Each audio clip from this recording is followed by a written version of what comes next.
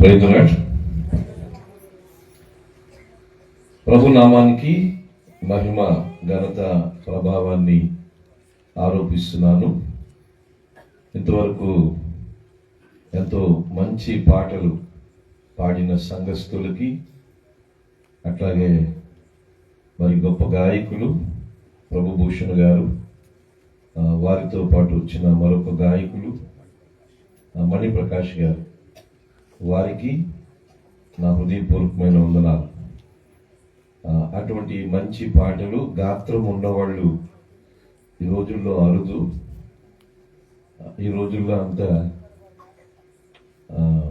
వేరే రకమైన సింగర్లు ఉన్నారు. వీరి లాంటి సింగర్లు ఈ రోజుల్లో లేరు. మరి వారికి నా హృదయపూర్వకమైన వందనాలు.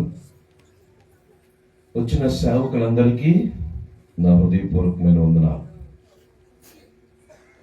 అందరూ క్రిస్మస్ కాలానికి వచ్చేసారు. అంటే క్రిస్మస్ కు సంబంధించిన హడావుడి అప్పుడే ప్రారంభమైపోయింది. మరి ఆలస్యం చేస్తే ఏమైనా ప్రమాదాలు జరుగుతాయేమో, ఇంకా డిసెంబర్ రాకముందే ప్రారంభించేశారు. మంచిది. ఎక్కువగా ఆచారంగానే జరుగుతున్నాయి. వాటి వల్ల దేవునికి ఏమీ ప్రయోజనము లేదు. కానీ అలాగని ఎవరిని మనము మార్చలేము. ఎవరు పందా వాళ్ళది, ఎవరినేమి అనలేము. కానీ ఒక రోజున జరిగేది తప్పు అనేది వాళ్ళకి అర్థమవుతుంది, జరిగింది తప్పు అనేది మనకి కూడా అర్థమవుతుంది. అయితే ఈ రోజున క్రైస్తవ్యములో జరుగుతున్న వింత పోకడలు, దేవునికి మహిమ రాని కార్యాలు చాలా విపరీతంగా జరుగుతున్నవి. ఎక్కడ దేవుడంటే అభిమానము, దేవుడంటే భయభక్తులు ఏ కోసాన క్రైస్తవుల్లో లేదు, అన్ని జనుల్లో ఉందేమో అని అనిపిస్తూ ఉంటుంది. కానీ తప్పదు. అటువంటి క్రైస్తవ సమాజంలో మనం ఉంటున్నాము. ఎవరిని ప్రశ్నించినా తిరగబడి వ్యతిరేకించే వాళ్ళే ఉన్నారు. తప్పుని అంగీకరించే వాళ్ళు ఎవరు లేరు. అయితే మనం సత్యాన్ని తెలుసుకోవాలి, సత్యాన్ని ఆచరించాలి, సత్యాన్ని ప్రకటించాలి, సత్యం కొరకు పోరాడాలి. ఇది చెయ్యగలిగే ధైర్యం అందరికీ ఉండదు, కొందరికే ఉంటుంది. ఆ ధైర్యవంతుల్లో నేను ఒకడిని అని నేను అనుకుంటూ ఉంటాను. అందుకనే ఇక్కడికి చేరిన మీరు వాక్యము, వాక్య సత్యము గమనించాలి. ఎక్కువ ప్రజలు అనుసరించే పద్ధతులు చాలా వరకు తప్పుడు విధానాల్లోనే ఉంటాయి. మెజారిటీ అంటాం, మైనారిటీ అంటాం. ఎక్కువ సంఖ్యలో ప్రజలు క్రైస్తవ్యములో చేస్తున్న కార్యాలు ఎక్కువగా తప్పే. తక్కువ సంఖ్యలో క్రైస్తవులు చేస్తున్న కార్యాలు ఎక్కువగా కరెక్ట్గానే ఉంటున్నాయి. కరెక్ట్గా చేసేవాళ్ళు తక్కువగా ఉంటారు, తప్పుగా చేసేవాళ్ళు ఎక్కువగానే ఉంటారు. ఎక్కువ మందిని చూసి అది కరెక్ట్ అనుకోకూడదు, తక్కువ మందిని చూసి అది తప్పు అనుకోకూడదు. ఎక్కువగా ఏదైతే జరుగుతుందో క్రైస్తవ్యములో దాంట్లో చాలా లోపాలు ఉన్నాయి, తప్పులు ఉన్నాయని గుర్తించాలి. కొన్నిసార్లు మనం అనుకుంటాం, అంతమంది ఆ విధంగా జరిగిస్తూ ఉంటే అది తప్పెలాగా అవుతుందని. అవును, ఎక్కువ మంది దాన్ని, ఆ కార్యాన్ని ఏదైనా చేస్తూ ఉంటే అది ఆకర్షణీయంగా ఉంది కాబట్టి చేస్తున్నారు. సత్యము ఆకర్షణీయంగా ఉండదు. అందుకని దానికి వచ్చేవాళ్ళు, దాన్ని అంగీకరించేవాళ్ళు ఎప్పుడూ తక్కువగానే ఉంటారు. క్రైస్తవ్యములో ప్రవాహములో కొట్టుకొని పోకూడదు. మనము ఎదిరిదే స్థితిలోనే ఉండాలి. అయితే ఆ విధంగా ఎదురీదే వాళ్ళు కొద్దిమందే ఉంటారు. ఆ కొద్ది మందిలో నేను ఉండగలను అనే ధైర్యం ఉంటే ఎదురీదండి. మేము ధైర్యం ఉండదు, మేము పిరికోవడం అంటే అందరితో పాటు ప్రవాహంలో కొట్టుకొని పోవచ్చు. అయితే అది ప్రమాదకరమైన గమ్యానికి దారి తీస్తుంది. ఈ రోజున క్రైస్తవ్యములో చాలా వింతైన పోకడలు జరుగుతున్నాయి.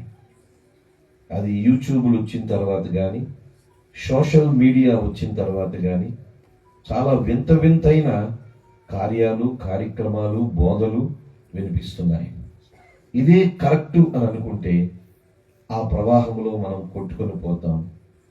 దాంట్లో ఉన్న లోపాలు మనం గుర్తిస్తే ఎదిరిదే వారిగా ఉంటాం. కొన్నిసార్లు మనము అమాయకులుగా ఉండొచ్చు, అజ్ఞానులుగా ఉండొచ్చు. మన అమాయకత్వానికి కారణం దేవుడు కాదు, మన అజ్ఞానానికి కారణము దేవుడు కాదు. మన అమాయకత్వానికి, అజ్ఞానం మనమే కారణం ఉంటాం. మనం అమాయకంగా చేసినా, అజ్ఞానంగా చేసినా తప్పే, పర్యవసానమే. అందుచేత అమాయకంగా నేను డ్రైవ్ చేశానండి, రోడ్డుకి ఎడం వైపే డ్రైవ్ చేయాలి, నాకు తెలియక కుడివైపు డ్రైవ్ చేశానండి, ప్రమాదం జరిగింది, అనుభవించక తప్పదు. భక్తిలో అమాయకత్వం కుదరదు, భక్తిలో అజ్ఞానం కూడా కుదరదు. ఒకవేళ అమాయకంగా అజ్ఞానం ఉంటే దానికి సంబంధించిన ప్రతిఫలము మనమే అనుభవించక తప్పదు. ఇది క్రైస్తవులు గుర్తించాలి, క్రైస్తవ సమాజం అంతా గుర్తించాలి. ఇది చాలా చాలా ముఖ్యమైనది. మనం ఏదైనా పెళ్లిళ్ళు చేస్తే పిల్లలకి, లేకపోతే ఏదైనా ఒక 100 గజాలు 200 గజాలు స్థలాన్ని కొంటే అక్కడ అమాయకులుగా ఉండము, అజ్ఞానులుగా ఉండము, తెలివైన వాళ్ళుగానే ఉంటాం. సంబంధాలు చూసుకునేటప్పుడు, స్థలాలు కొనేటప్పుడు అమాయకులుగా ఉండము, అజ్ఞానులుగా ఉండము. ఉంటే ప్రమాదాలు జరిగితే నష్టపోతాం. అక్కడున్న తెలివితేటలు ఎందుకో భక్తిలో చాలా మందికి ఉండడం లేదు. ఆ అమాయకత్వం అంతా భక్తిలోనే ప్రదర్శిస్తున్నారు, ఆ అజ్ఞానం అంతా భక్తిలోనే ప్రదర్శిస్తున్నారు. లోకములో కార్యాల్లో చాలా తెలివిగా ఉంటున్నాం, కానీ దేవుని విషయంలో, ఆధ్యాత్మిక విషయాల్లో చాలా చాలా అమాయకంగా, అజ్ఞానంగానే ఉంటున్నారు. అందుకని క్రైస్తవ్యం చాలా ప్రమాదంలోనికి వెళ్ళిపోయింది. దీన్ని వెనక తీసుకురావడం మరి దేవుడు చేస్తాడో లేదో నాకు తెలియదు, చాలా ప్రమాదంలోనే ఉంది. అందుకని చాలా జాగ్రత్తగా గమనించాలి. మనము సత్యంని ఏంటో తెలుసుకుంటూ ఆ సత్యంలోనే కొద్దిమంది అయినా దాంట్లోనే ఉండాలి. ప్రవాహంలో కొట్టుకొని పోతే ప్రమాదాలు భక్తి జీవితంలో జరుగుతాయి. ఈ రాత్రి యోహాను సువార్త 2వ అధ్యాయము మీతో నిశ్చయముగా చెప్పుచున్నాను నేను. అలాగే ఆదికాండము 28వ అధ్యాయము 12వ వచనం.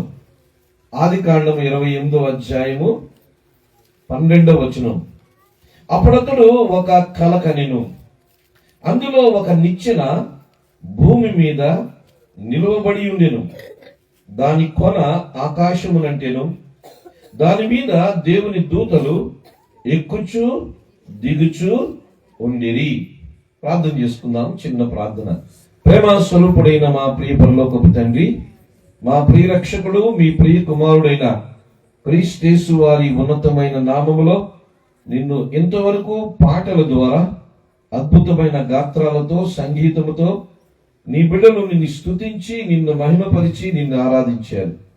మీరు ఘనతని పొందారు, మహత్యాన్ని పొందారు. మీకు స్తోత్రాలు. ఈ వాక్య భాగము ద్వారా కూడా మీరు మహిమ పొందండి, మీరు ఘనత పొందండి. ఇక్కడికి చేరిన నీ ప్రజలు వాక్యాన్ని స్పష్టంగా ఉన్నట్టుగా అర్థం చేసుకోవడానికి సహాయం చేయండి. నీ పరిశుద్ధాత్మని కార్యాన్ని మా మధ్య జరిగించండి. ఎటువంటి అల్లరి, ఎటువంటి క్రమశిక్షణ రాహిత్యము ఈ ప్రాంగణములో జరగకుండా ప్రతి ఒక్కరిని మీ స్వాధీనంలో ఉంచుకోండి. నీ వాక్యపు తాకడికి గురి చేయండి. నీ ఆత్మ తాకడికి గురి చేయండి. తద్వారా నీ బిడ్డలు నిన్ను గూర్చి, నీ కుమారుడైన యేసుక్రీస్తు ప్రభు వారిని గూర్చిన సత్యములో ఒక మెట్టు ఎదగడానికి, వారి కుటుంబాలకు దీవెనకరంగా, నీకు మహిమకరంగా చేసుకోమని యేసుక్రీస్తు ప్రభు వారి నామములో ప్రార్థించి వేడుకుంటున్నాము పరమ తండ్రి, ఆమేన్. యాకోబుకి ఒక కల వచ్చింది. ఆ కల సంగతి మనకు తెలుసు. ఆ కలలో యాకోబు ఒక నిచ్చెన చూస్తున్నాడు. ఆ నిచ్చెన ఒక కొన ఆకాశమును అంటి ఉంది, మనకు కొన నేలని అంటి ఉంది. ఆ నిచ్చెన ఆకాశములకు భూమికి మధ్యలో వేయబడింది. ఈ నిచ్చెన మీద దేవదూతలు ఎక్కుతూ దిగుతూ ఉన్నారు. ఆ నిచ్చెన పైన దేవుడు ఆసీనుడై ఉన్నాడు అని రాయబడింది ఆది కాండములో. అదే యోహాను సువార్త 2వ అధ్యాయము 51వ వచనంలో చూస్తే, మనుష్య కుమారునికి పైగా దేవదూతలు ఎక్కుతూ దిగుతూ ఉన్నారు, అది చూతురు అని మీతో నిశ్చయముగా చెప్పుచున్నానని యేసు ప్రభు అంటున్నారు. దాని అర్థం ఏమిటంటే, యాకోబు ఆ రోజు కలలో చూసిన నిచ్చెన ఎవరో కాదు, యేసు ప్రభువే. యాకోబుకి కలలో కనబడిన నిచ్చెన యేసు ప్రభువే. యేసు ప్రభు ఈ భూమి మీదకి నిచ్చెనగా వచ్చాడు. ఆయన నిచ్చెనగా ఉండడానికి వచ్చాడు. లాడర్ అని అంట. యేసు ప్రభు ఒక నిచ్చెన, పరలోకానికి భూమికి వేయబడిన ఒక నిచ్చెన. భూమి మీద ఉన్నవాళ్ళు పరలోకం వెళ్ళాలంటే యేసు అనే నిచ్చెన ద్వారా మాత్రమే సాధ్యం. పరలోకము నుండి ఎవరైనా భూమి మీదకి రావాలంటే ఆ యేసు ప్రభు అనే నిచ్చెన ద్వారానే సాధ్యం. భూమిని పరలోకాన్ని కలిపేది యేసు మనుష్య కుమారుడు అనే నిచ్చెన. యేసు ప్రభు భూమి మీదకి వచ్చి ఉండకపోతే పరలోకాన్ని భూమిని కలిపే నాదుడు లేడు. యేసు ప్రభు భూమి మీదకి శరీరధారిగా మనిషిగా వచ్చి ఉండకపోతే పరలోకానికి ఈ మనుషులని తీసుకుని వెళ్ళేవారు ఎవరు ఉండేవారు కాదు. యేసు ఎవరంటే భూమి మీద ఉన్న వాళ్ళని పరలోకానికి చేర్చే ఒక నిచ్చెన. పరలోకపు సంగతులు భూమి మీదకి తెలియాలంటే యేసు ద్వారానే సాధ్యం. భూమి మీద ఉన్న వాళ్ళు పరలోక సంగతులు తెలుసుకోవాలంటే యేసు ద్వారానే సాధ్యం. పరలోకములో ఉన్న దేవదూతలు కూడా భూమి మీద సంగతులు తెలుసుకోవాలంటే యేసు ద్వారానే సాధ్యం. దేవదూతలకి సహితము యేసు లేకపోతే మానవుల గురించి వారికి అర్థం కాదు. అది ఎఫెసీయులకు రాసిన పత్రిక 3వ అధ్యాయము 8 నుంచి 11 వరకు చూస్తాం. దేవదూతలు సహితము యేసు ప్రభు లేకపోతే మనుషుల గురించి తెలియదు, రక్షణ గురించి తెలియదు, సంఘము గురించి తెలియదు. యేసు ప్రభువే దేవదూతలకు కూడా విద్యను నేర్పిస్తున్నాడు. అందుచేత పరలోకములో ఉన్న దేవదూతలు భూమి మీద ఉన్న మనుషులు పొందే రక్షణని అర్థం చేసుకోవడానికి యేసు ద్వారానే సాధ్యం. అలాగే భూమి మీద ఉన్న ప్రజలు పరలోకానికి ప్రవేశించడానికి, పరలోకపు సంగతులు తెలుసుకోవడానికి యేసు ద్వారానే సాధ్యం. యేసు పరలోకానికి భూమికి నిచ్చెన లాంటి వాడు. Jesus Christ is a ladder between heaven and earth. Yesu ప్రభు పరలోకానికి భూమికి నిచ్చెన లాంటి వాడు. నిచ్చెనగా ఉండడానికే 2000 సంవత్సరాల క్రితము ఈ భూమి మీదకి వచ్చారు. యేసు ఎవరో ఒక 5 తలంపులు ఈ రాత్రి నేను మీకు బోధిస్తాను. యోహాను సువార్త 6వ అధ్యాయము 16వ వచనం నుండి 21వ వచనం వరకు చదువుతున్నాను. యోహాను సువార్త 6వ అధ్యాయము 16వ వచనం నుండి 21వ వచనం వరకు చదివితే, యేసు నిచ్చెన అంటున్నారు కదా. నిచ్చెనగా యేసు ప్రభు ఏ కార్యాలు చేస్తున్నాడు మన జీవితంలో అనేది ఈ వాక్య భాగం ద్వారా మనం అర్థం చేసుకోవచ్చు. యోహాను సువార్త 6వ అధ్యాయము 16 నుంచి 21 వరకు. సాయంకాలం అయినప్పుడు ఆయన శిష్యులు సముద్రము నద్దుకు వెళ్లి దోణి ఎక్కి సముద్రపు తద్దరినున్న కపెర్నహూమునకు పోవుచుండిరి. అంతలో చీకటాయెను గాని యేసు వారి యొద్దకు ఇంకనూ రాలేదు. అప్పుడు పెద్ద గాలి విసరగా సముద్రము పొంగుచుండెను. వారు ఇంచుమించు 2 కోసుల దూరము దోణిను నడిపించిన తర్వాత యేసు సముద్రం మీద నడుచుచు తమ దోణి దగ్గరకు వచ్చుట చూచి భయపడిరి. అయితే ఆయన, నేనే, భయపడకుడి అని వారితో చెప్పెను. కనుక ఆయనను దోణి మీద ఎక్కించుకొనుటకు వారు ఇష్టపడిరి. వెంటనే ఆ దోణి వారు వెళ్ళుచున్న ప్రదేశమునకు చేరెను. అలాగే మార్కు సువార్త 6వ అధ్యాయం 45వ వచనము నుండి 49వ వచనం వరకు చదువుతున్నాను. మార్కు సువార్త 6వ అధ్యాయము 45 నుంచి 49. ఆయన జన సమూహమును పంపివేయునంతలో దోణి ఎక్కి అద్దరనున్న బెత్షెదాకు ముందుగా వెళ్ళుడని ఆయన తన శిష్యులను వెంటనే బలవంతము చేసెను. ఆయన వారిని వీడుకొలిపి ప్రార్థన చేయుటకు కొండకు వెళ్ళెను. సాయంకాలం అయినప్పుడు ఆ దోణి సముద్రపు మధ్య ఉండెను. ఆయన ఒంటరిగా మెట్ట ఉండెను. అప్పుడు వారికి గాలి ఎదురైనందున దోణి నడిపించుటలో వారు మిక్కిలి కష్టపడుచుండగా ఆయన చూచి రాత్రి ఇంచుమించు 4వ జామున సముద్రం మీద నడుచుచు వారి యొద్దకు వచ్చి వారిని దాటిపోవాలని యుండెను. ఆయన సముద్రం మీద నడుచుట వారు చూసి భూతమని తలంచి కేకలు వేసిరి. ఈ సందర్భము దాదాపు అందరికీ తెలిసిందే. యేసు ప్రభు నీళ్ల మీద నడిచిన సందర్భం. యేసు ప్రభు నిచ్చెన అని అన్నాం. యేసు ప్రభు పరలోకాన్ని భూమిని కలిపేవాడు అన్నాం. అందుకొరకే ఆయన భూమి మీదకి మనుష్య కుమారుడిగా వచ్చాడని తెలుసుకున్నాం. అందుకొరకే క్రిస్మస్ అనేది ప్రపంచానికి వచ్చింది. యేసు పరలోకాన్ని భూమిని కలపడానికి క్రిస్మస్ వచ్చింది.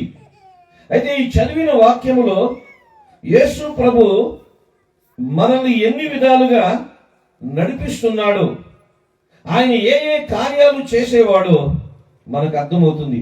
ఆ నిచ్చెన వల్ల ఉపయోగాలు ఏంటో నేను మీకు చెప్తాను. ఎందుకంటే యేసు నిచ్చెన అన్నారు కదా, ఆ నిచ్చెన వల్ల మనకి ఏమి ఉపయోగాలు అన్నది మనము అర్థం చేసుకోవాలి. యేసు ప్రభు 5 రొట్టెలు 2 చేపలు ఆయన ఆశీర్వదించి విస్తరించాడు. 5,000 మందికి పైగా పురుషులు ఆ రోజున వాళ్ళు తిన్నారు, తృప్తిగా తిన్నారు. 12 గంపలు వాటిని రొట్టెల్ని చేపల్ని వాళ్ళు శిష్యులు ఎత్తారు. తర్వాత యేసు ప్రభుని రాజుగా చేయాలనుకున్నారు. ఆయన అక్కడి నుంచి కొంత కనుమరుగయ్యాడు. యేసు ప్రభు శిష్యులతో చెప్తున్నాడు, ఇదిగో రండి, సరే అద్భుతం అంటే అయిపోయింది. 5 రొట్టెలు 2 చేపలు 5,000 మంది పురుషులై తిన్నారు. స్త్రీలు పిల్లలు కలిపితే 20,000 మందో ఎంతో మంది ఉండొచ్చు. సరే అద్భుతం అయిపోయింది. ఇక అద్భుతంలోనే మీరు ఉండొద్దు, ఆ సముద్రపు అద్దరికి వెళ్ళిపోండి, ఆ గలిలీ సముద్రము అవతల ఒడ్డుకి వెళ్ళండి, నేను తర్వాత వస్తాను అని యేసు శిష్యులకు చెప్పాడు. శిష్యులు యేసు చెప్పినట్టుగానే వాళ్ళు దోణి తీసుకున్నారు. ఎక్కువ మంది చేపల వాళ్ళు కాబట్టి ఆ సముద్రపు అవతల దరికి వెళ్ళడానికి ప్రయాణం అవుతున్నారు. అది ఇంచుమించు 4వ జాము. 4వ జాము అంటే తెల్లవారుజామున 3 నుంచి 6 వరకు. ఇది 4వ జాము అంట. తెల్లవారుజామున 3 నుంచి 6 అంటే చాలా కటిక చీకటి ఉంటుంది, ఎక్కువగా నిద్ర పట్టే సమయం. ఆ టైంలో వాళ్ళు ఆ దోణిని ప్రభువు చెప్పాడు కాబట్టి, ఒక విధంగా మార్కు సువార్తలో మనం చూసాము 6వ అధ్యాయం 45వ వచనంలో యేసు వారిని బలవంతం చేశాడు. He force them to leave the place. Yesu వారిని బలవంతం చేశాడంట, వెళ్ళండి అవతలకి, వెళ్ళండి త్వరగా అని ఆయనే వారిని బలవంతం చేసి ఆ గలిలయ సముద్రము దాటి వెళ్ళమన్నాడు. ప్రభువు చెప్పాడు కదా, వీళ్ళు సముద్రము దాటి వెళ్తున్నారు. మధ్యలో తుఫాన్ వచ్చింది, దోణి మరి మునుగుపో సాగుతుంది. వీళ్ళు భయపడ్డారు.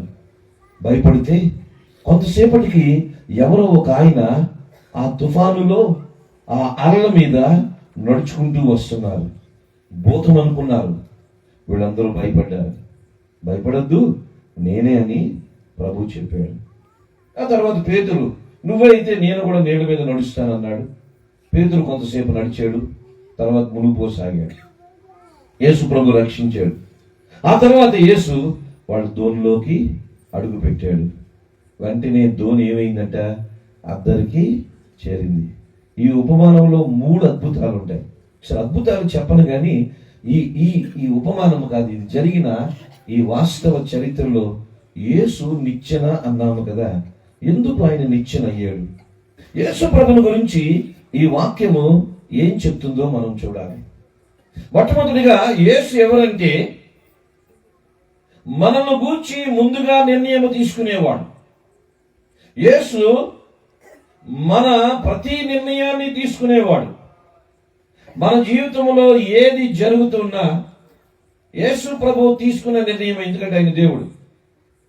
ఈ ప్రపంచంలో మనకు ఒక మంచి స్నేహితుడు ఒక ఆయన ఉన్నాడు. ఆ మంచి స్నేహితుడు మనల్ని నీతిగా నడిపిస్తాడు. ఒక మంచి స్నేహితుడు ఉన్నాడు. ఆ స్నేహితుడు మనల్ని భక్తిలోకి నడిపిస్తాడు. ఆ మంచి స్నేహితుడు మన కుటుంబాన్ని చక్కగా నడిపిస్తాడు. ఆ మంచి స్నేహితుడు మనం ఎప్పుడు దేవుని సన్నిధిని అనుభవించేటట్టుగా చేస్తాడు. ఎవరా మంచి స్నేహితుడు చెప్పమంటారా? మంచి స్నేహితుడు యేసు ప్రభువు కాదు, కష్టాలు అనే స్నేహితుడే మనల్ని కంట్రోలు చేసేది.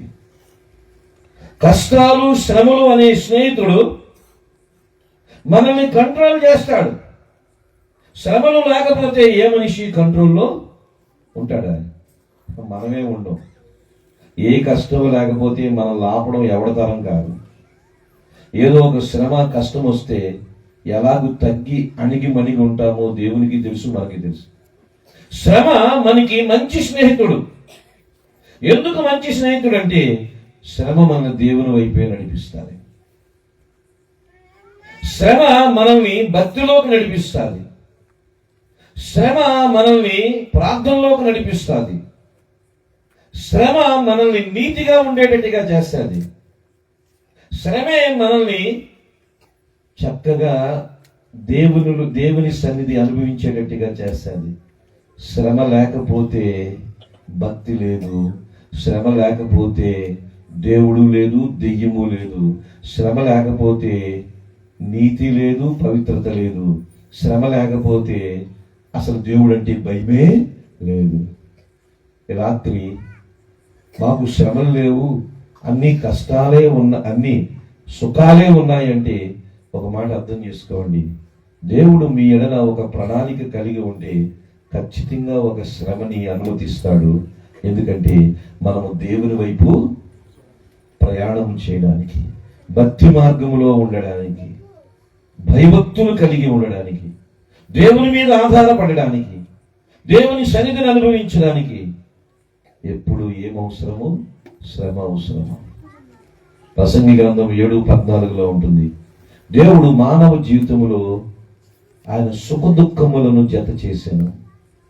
దేవుడు ప్రతి మనిషి జీవితంలో సుఖాన్ని దుఃఖాన్ని జత చేశాడు. దేవుడు జత చేసిన సుఖ దుఃఖాలని మనిషి వేరు చేయలేడు. ఏ మనిషి జీవితాన్ని చూసినా సుఖము ఉంటుంది, దుఃఖము ఉంటుంది. కేవలం సుఖాల్లోనే ఉండేవాడు ఎవరు ఉండడు. కేవలం దుఃఖాలు బాధల్లోనే ఉండేవాళ్ళు ఎవరు ఉండరు. సుఖాలు ఉంటాయి, దుఃఖాలు ఉంటాయి. మానవ జీవితంలో దేవుడు సుఖ దుఃఖములను మిళితం చేశాడు. సుఖ దుఃఖములను కలిపాడు. సుఖములో దేవునికి కృతజ్ఞత చెప్పాలి. దుఃఖములో, కష్టములో ఎందుకు వచ్చిందో ఆలోచన చెయ్యాలి. అందుకని సుఖ దుఃఖములు అనేవి ప్రతి మనిషి జీవితంలో పెడతాడు. ఈ సుఖ దుఃఖములు ముఖ్యంగా దుఃఖము, శ్రమ, కష్టము మనకి మంచి స్నేహితుడు. ఆ స్నేహితుడు లేకపోతే మనం కంట్రోల్లో ఉండం. దేవుణ్ణి పక్కన పెట్టేస్తాం, మనుషుల్ని పక్కన పెట్టేస్తాం. నేను సంథింగ్ అనుకుంటాం. అది రాజకీయ నాయకుడు అవ్వచ్చు, ఒక ఉద్యోగస్తుడు అవ్వచ్చు, ఒక వ్యాపారస్తుడు అవ్వచ్చు, ఒక గృహిణి అవ్వచ్చు, ఒక క్రైస్తవ విశ్వాసం అవ్వచ్చు. అందరి జీవితాల్లో ఈ స్నేహితుడు ఉంటాడు. ఆ స్నేహితుని పేరేమిటి? శ్రమ. శ్రమ అనే స్నేహితుడే మనల్ని కంట్రోల్లో ఉంచుతాడు. లేకపోతే అన్కంట్రోల్డ్ అయిపోతాం మనం. దేవుడు మన ఎడల ఒక ప్రణాళిక కలిగిన వాడు. ఆ రోజున యేసు ప్రభు ఏం చేశాడంటే 5 రొట్టెలు 2 చేపలు విస్తరించాడు. 5,000 మంది పురుషులకు పైగా భుజించారు. తన శిష్యులంతా అద్భుతం కలారా చూశారు. మాస్ మిరకల్ అంటాం. ఇన్ని వేల మంది మధ్య జరిగిన అద్భుతం. ఈ అద్భుతం చూసి బహుశా శిష్యులు అనుకోవచ్చు, అక్కడున్న ప్రజలు అనుకోవచ్చు, యేసు ప్రభుని వెంబడిస్తే ఈ 5 రొట్టెలు 2 చేపలు ఆ చిన్న పిల్లవాడి దగ్గర తీసుకొని ఇన్ని వేలకి ఆహారం పెట్టాడు. యేసు ప్రభుని వెంబడిస్తే ఎప్పుడు ఏదో చేప రొట్టె ఈ విధంగా ఆశీర్వదించి మన పొట్టను పోషిస్తాడు, ఇక మనం కష్టపడవలసిన పనేమీ లేదు అని ప్రజలు ఆ రోజున అనుకుని యేసుని రాజుగా చేసేద్దామని యేసుని పట్టుకోవడానికి వెళ్ళారు. ఆయన ఏం చేశాడు? తప్పించుకొని వెళ్ళిపోయాడు. అంటే ప్రజలు ఆ కళ్ళారా చూసిన అద్భుతము దాంట్లోనే ఉండిపోయారు. యేసు ప్రభు వచ్చింది కేవలం అద్భుతం చేయడానికి మాత్రమే కాదు. యేసు ప్రభు వచ్చింది పాపులను రక్షించడానికి వచ్చాడు, పాపులను క్షమించడానికి వచ్చాడు, దాని కొరకు సిలువ ఎక్కడానికి వచ్చాడు, రక్తము చిందించడానికి వచ్చాడు, సమాధిలోకి వెళ్ళడానికి వచ్చాడు, సమాధిని మరణాన్ని జయించి పునరుద్ధానం చెందడానికి వచ్చాడు. ఈ ఆలోచన శిష్యులకి లేదు, ప్రజలకు లేదు. ఈయన రొట్టెలు దీవించేస్తున్నాడు, చేపలు దీవించేస్తున్నాడు. ఈయన అనుసరిస్తే ఇక ఉద్యోగాలు వ్యాపారాలు ఇవన్నీ పక్కన పెట్టేసి పొట్టలు బాగా నింపేసుకోవచ్చు, బతికేవచ్చు అని అనుకున్నారు. అంటే ప్రజలు ఆ రోజున కోరుకున్నది భౌతిక ఆశీర్వాదాలే. ప్రజలు ఈ రోజు కోరుకుంటుంది భౌతిక ఆశీర్వాదం. యేసు ప్రభు ఇచ్చే ఆశీర్వాదాలు చాలు. ఈ రోజున ప్రజలకు యేసు ప్రభు ఇచ్చే ఆశీర్వాదాలు ఉంటే చాలు. మంచి డబ్బులు, మన ఇళ్లలో ఒక ఏటీఎం మిషన్ ఉండాలి, ఎప్పుడైనా డబ్బులు రావాలి, ఏ కొదువా ఉండకూడదు. ఆ రోజున ప్రజలు యేసుని వెంబడించారు, ఆయన రాజుగా చేసేయాలనుకున్నారు. యేసు తప్పించుకొని వెళ్ళాడు. ఎందుకంటే యేసు వచ్చింది రొట్టెలు ఇవ్వడానికి కాదు, చేపలు పెట్టడానికి కాదు, శిలువలో ప్రాణం పెట్టడానికి వచ్చాడు. యేసు వచ్చింది రొట్టెలు, ఏదో ఆ రోజున ఆకలితో ఉన్న రొట్టెలు ఇచ్చాడు, ఇక బతుకంతా రొట్టెలు ఇవ్వని కోరుకుంటారు. అమ్మో ఇది చాలా ప్రమాదమని యేసు అక్కడి నుంచి కొండ మీదకి వెళ్ళిపోయి ప్రార్థన చేసుకుంటున్నాడు. ఈ ప్రజలందరూ ఎతికారు, ఎక్కడున్నాడు యేసు ప్రభు, ఎక్కడున్నాడని. ఆయన కొండ మీదకి వెళ్ళిపోయి ప్రార్థన చేసుకుంటున్నాడు. శిష్యులు ఏంటో ఈ గలిలీ సముద్రం దాటి మీరు అవతల ఎత్తుకెళ్ళు, అవతల అద్దరికి వెళ్ళిపోయింది అన్నాడు. ప్రజలందరూ చూసి కొంతమంది వెళ్ళారు, కొంతమంది వెనక్కి వెళ్ళిపోయారు. ప్రజలు ఎప్పుడు ఎలా ఉంటారంటే రొట్టె కొరకు చేపల కొరకు. ఇక్కడ రొట్టెల కొరకు చేపల కొరకు ఎంతమంది వచ్చారో చెప్పండి నాకు. మాకు యేసు ప్రభు ఇచ్చే రొట్టె కావాలి, రొట్టె అంటే నిజంగా రొట్టెలు కాదు, యేసు ప్రభు ఇచ్చే చేపలే కావాలి అని అంటే యేసు అవి పెట్టడానికి రాలేదు. ఆయన శిలువలో ప్రాణం పెట్టడానికి వచ్చాడు, ఆయన రక్షణ ఇవ్వడానికి వచ్చాడు, పాపాలకి క్షమాపణ ఇవ్వడానికి వచ్చాడు. ఈ దౌర్భాగ్యమైన క్రైస్తవ్యము మీకు యూట్యూబ్లో కనబడే సేవకులు 99% మీకు అబద్ధాలు చెప్తున్నారు. అందుకనే ముందులో చెప్పేది మోసం జరుగుతుంది క్రైస్తవ్యంలో. వాళ్ళ పేరు ఏదైనా పెట్టుకోండి, వీళ్ళందరూ అబద్ధాలు చెప్తున్నారు. యేసు ప్రభుని నమ్మండి, రొట్టెలు ఇస్తాడు, చేపలు ఇస్తాడు, అది ఏదైనా అవ్వచ్చు. దీని గురించే పొద్దస్తున్నాను అని చెప్తున్నారు. వీళ్ళందరూ మోసగాళ్ళు, వీళ్ళందరూ యేసు ప్రభువుకి శత్రువులు, వీళ్ళందరూ మనుషులు కూడా శత్రువులే. ఎందుకంటే ప్రజలకు రొట్టె చేపలే అవసరం అనుకుంటున్నారు. ప్రజలు పాపాలు క్షమించబడాలి, ప్రజలు రక్షించబడాలి, ప్రజలు రక్షణ నిత్య జీవం పొందాలి. యేసు ప్రభు దాని గురించి వచ్చాడు. కేవలం రొట్టెలు చేపలు కావాలంటే ఈ హైందవులు ప్రసాదాల గురించి తనుకున్నట్టుగా ఈ క్రైస్తవులు రొట్టెలు చేపల గురించి తనుకుంటున్నారు. ఈ సేవకులు కూడా రొట్టెలు చేపల గురించే మాట్లాడుతున్నారు. ఎవడు రక్తం గురించి మాట్లాడడం లేదు, ఆయన మరణం గురించి మాట్లాడడం లేదు, ఆయన సమాధి గురించి మాట్లాడడం లేదు, ఆయన ఇచ్చే పాప క్షమాపణ గురించి మాట్లాడడం లేదు. ఇది ఆ విధంగా అయిపోయింది. యేసు ప్రభువే వారిని బలవంతంగా పంపిస్తున్నాడు.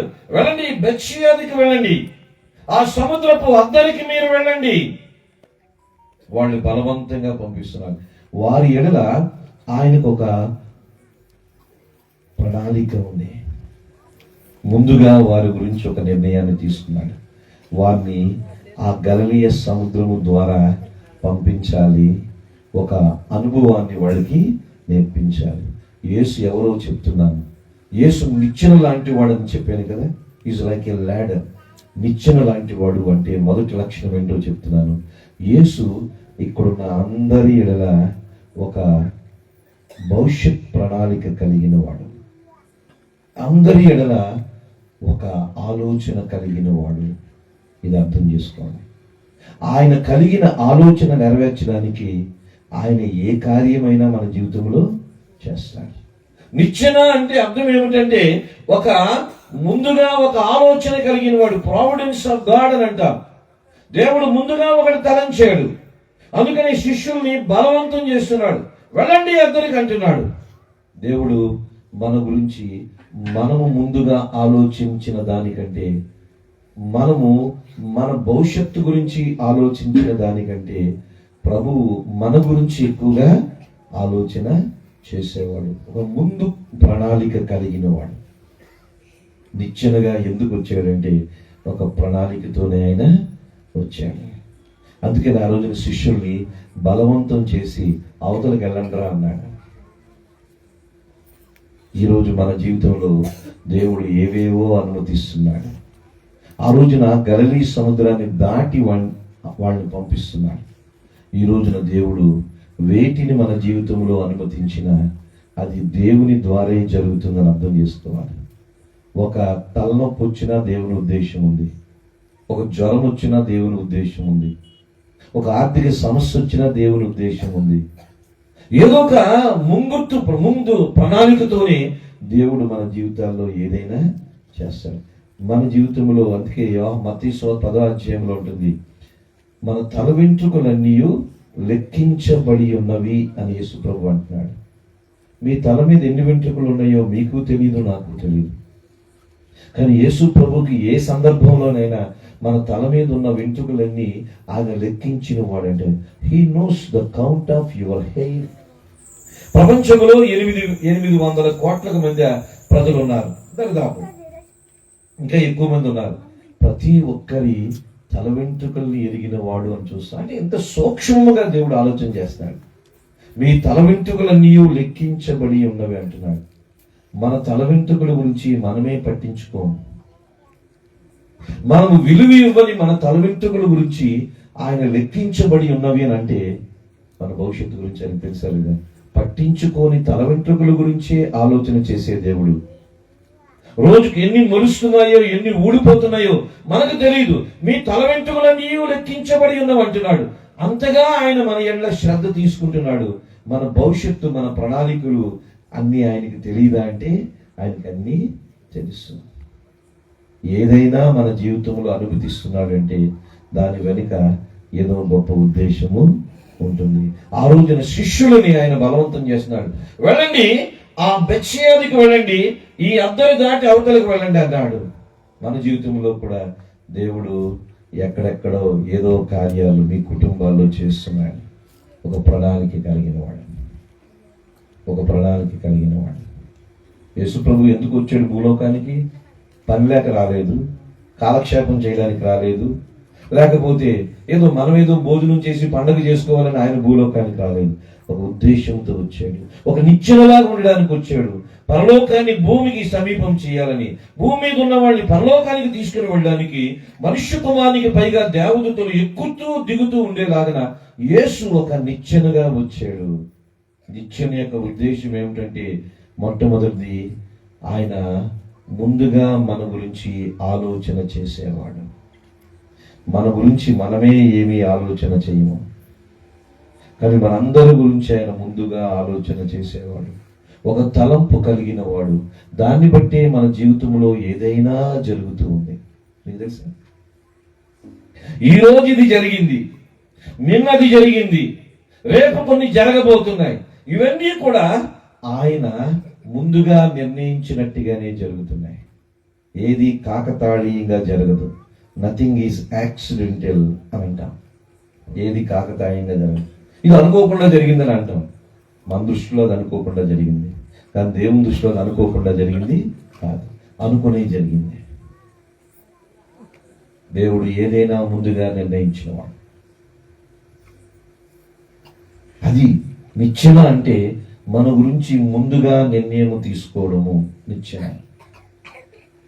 మన జీవితాల్లో రేపు ఏం జరగబోతుందో, సంవత్సరం తర్వాత ఏం జరగబోతుందో, 10 సంవత్సరాల తర్వాత ఏం జరగబోతుందో దానికి సంబంధించి దేవుడు ముందుగా ఒక నిర్ణయం తీసేసుకున్నాడు. అదేంటో మనకు తెలియదు. దినాలు, నెలలు, సంవత్సరాలు గతిస్తున్నప్పుడు అవేంటో మనకు తెలియబడతాయి.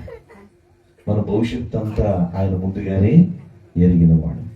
మనకు తెలియదు, ఆయన ముందుగానే ఎరిగినవాడు. ఎవరు? యేసు ప్రభు ముందుగా మన గురించి నిర్ణయం తీసుకున్నవాడు. జగత్తు పునాది వేయబడక ముందే క్రీస్తులో మనలందరినీ ఆయన ఏర్పాటు చేసుకున్నాడండి. మనం పుట్టక ముందే, మన తల్లిదండ్రులు పుట్టక ముందే, వాళ్ళ తల్లిదండ్రులు పుట్టక ముందే, వాళ్ళ పూర్వీకులు పుట్టక ముందే, జగత్తుకి పునాది వేయబడక ముందే, ఆదికాండం 1వ అధ్యాయం 1వ వచనం ప్రారంభం కాకముందే దేవుడు మన గురించి ముందుగా ఒక ఆలోచన, ప్రణాళిక కలిగిన వాడు. ఎవరా దేవుడు? యేసు ప్రభు. అదేదో తెలియజేయడానికి భూలోకానికి 2000 సంవత్సరాల క్రితం వచ్చాడు. ఎలా వచ్చాడు? నిచ్చెనగా ఉండడానికి వచ్చాడు. నిచ్చెనగా ఉండడానికి వచ్చిన యేసు బెత్లెహేములో పుట్టాడు, ఆ మరియ గర్భంలో. మన గురించి ముందుగా ఎరిగిన వాడు. నెంబర్ 1. రెండవది మనం చూస్తే, ఆ రోజున శిష్యులని ఆయన బలవంతం చేసి ఆ సముద్రం మీద పంపిస్తున్నాడు దోణులు. తుఫాను వస్తుందని ఆయనకి తెలుసా లేదా? తెలుసు. కానీ శిష్యులకు తెలుసా? తెలియదు. రెండవది, యేసు ఎవరంటే మన గురించి ఒక ప్రణాళిక వేసేవాడు. మన జీవితం గురించి ఒక ప్లాన్ వేసేవాడు, ప్రణాళిక వేసేవాడు. ఆయన మన గురించిన ఉద్దేశాలు ఆయన నెరవేర్చేవాడు. దేవుడికి ఇక్కడ ఉన్న ప్రతి ఒక్కరి గురించి ఒక ప్రణాళిక ఉంది, తెలుసా? బహుశా మీ పిల్లల గురించి మీరు ఒక ప్రణాళిక లేకపోవచ్చు, మీ కుటుంబాల గురించి మీకు ఒక ప్రణాళిక, ప్లాన్ లేకపోవచ్చు. కానీ దేవునికి ప్రతి మనిషి ఒక ప్లాన్ అనేది ఉంది. యేసు ప్రభు భూమి మీద ఎందుకు పుట్టాడంటే ఆ ప్లాన్ ఏదో మనకు చెప్పడానికే పుట్టాడు. అందరి ఎడల ఆయన కలిగి ఉన్న ప్రణాళిక, ప్లాన్ చెప్పడానికి పుట్టాడు. మన జీవితాలు ఒక ప్లాన్ కలిగిన వాడు. ఆ ప్లాన్, ప్రణాళికను బట్టి మన జీవితంలో ఏ సంఘటనైనా జరుగుతుంది. ఆయన ఒక ప్రణాళిక కలిగాడు కాబట్టి దాన్ని బట్టి ఆ రోజున వాళ్ళు ప్రయాణం చేస్తున్న దోణి తుఫానులో చిక్కుకుంది. తుఫానులో దోణి చిక్కుకుంది.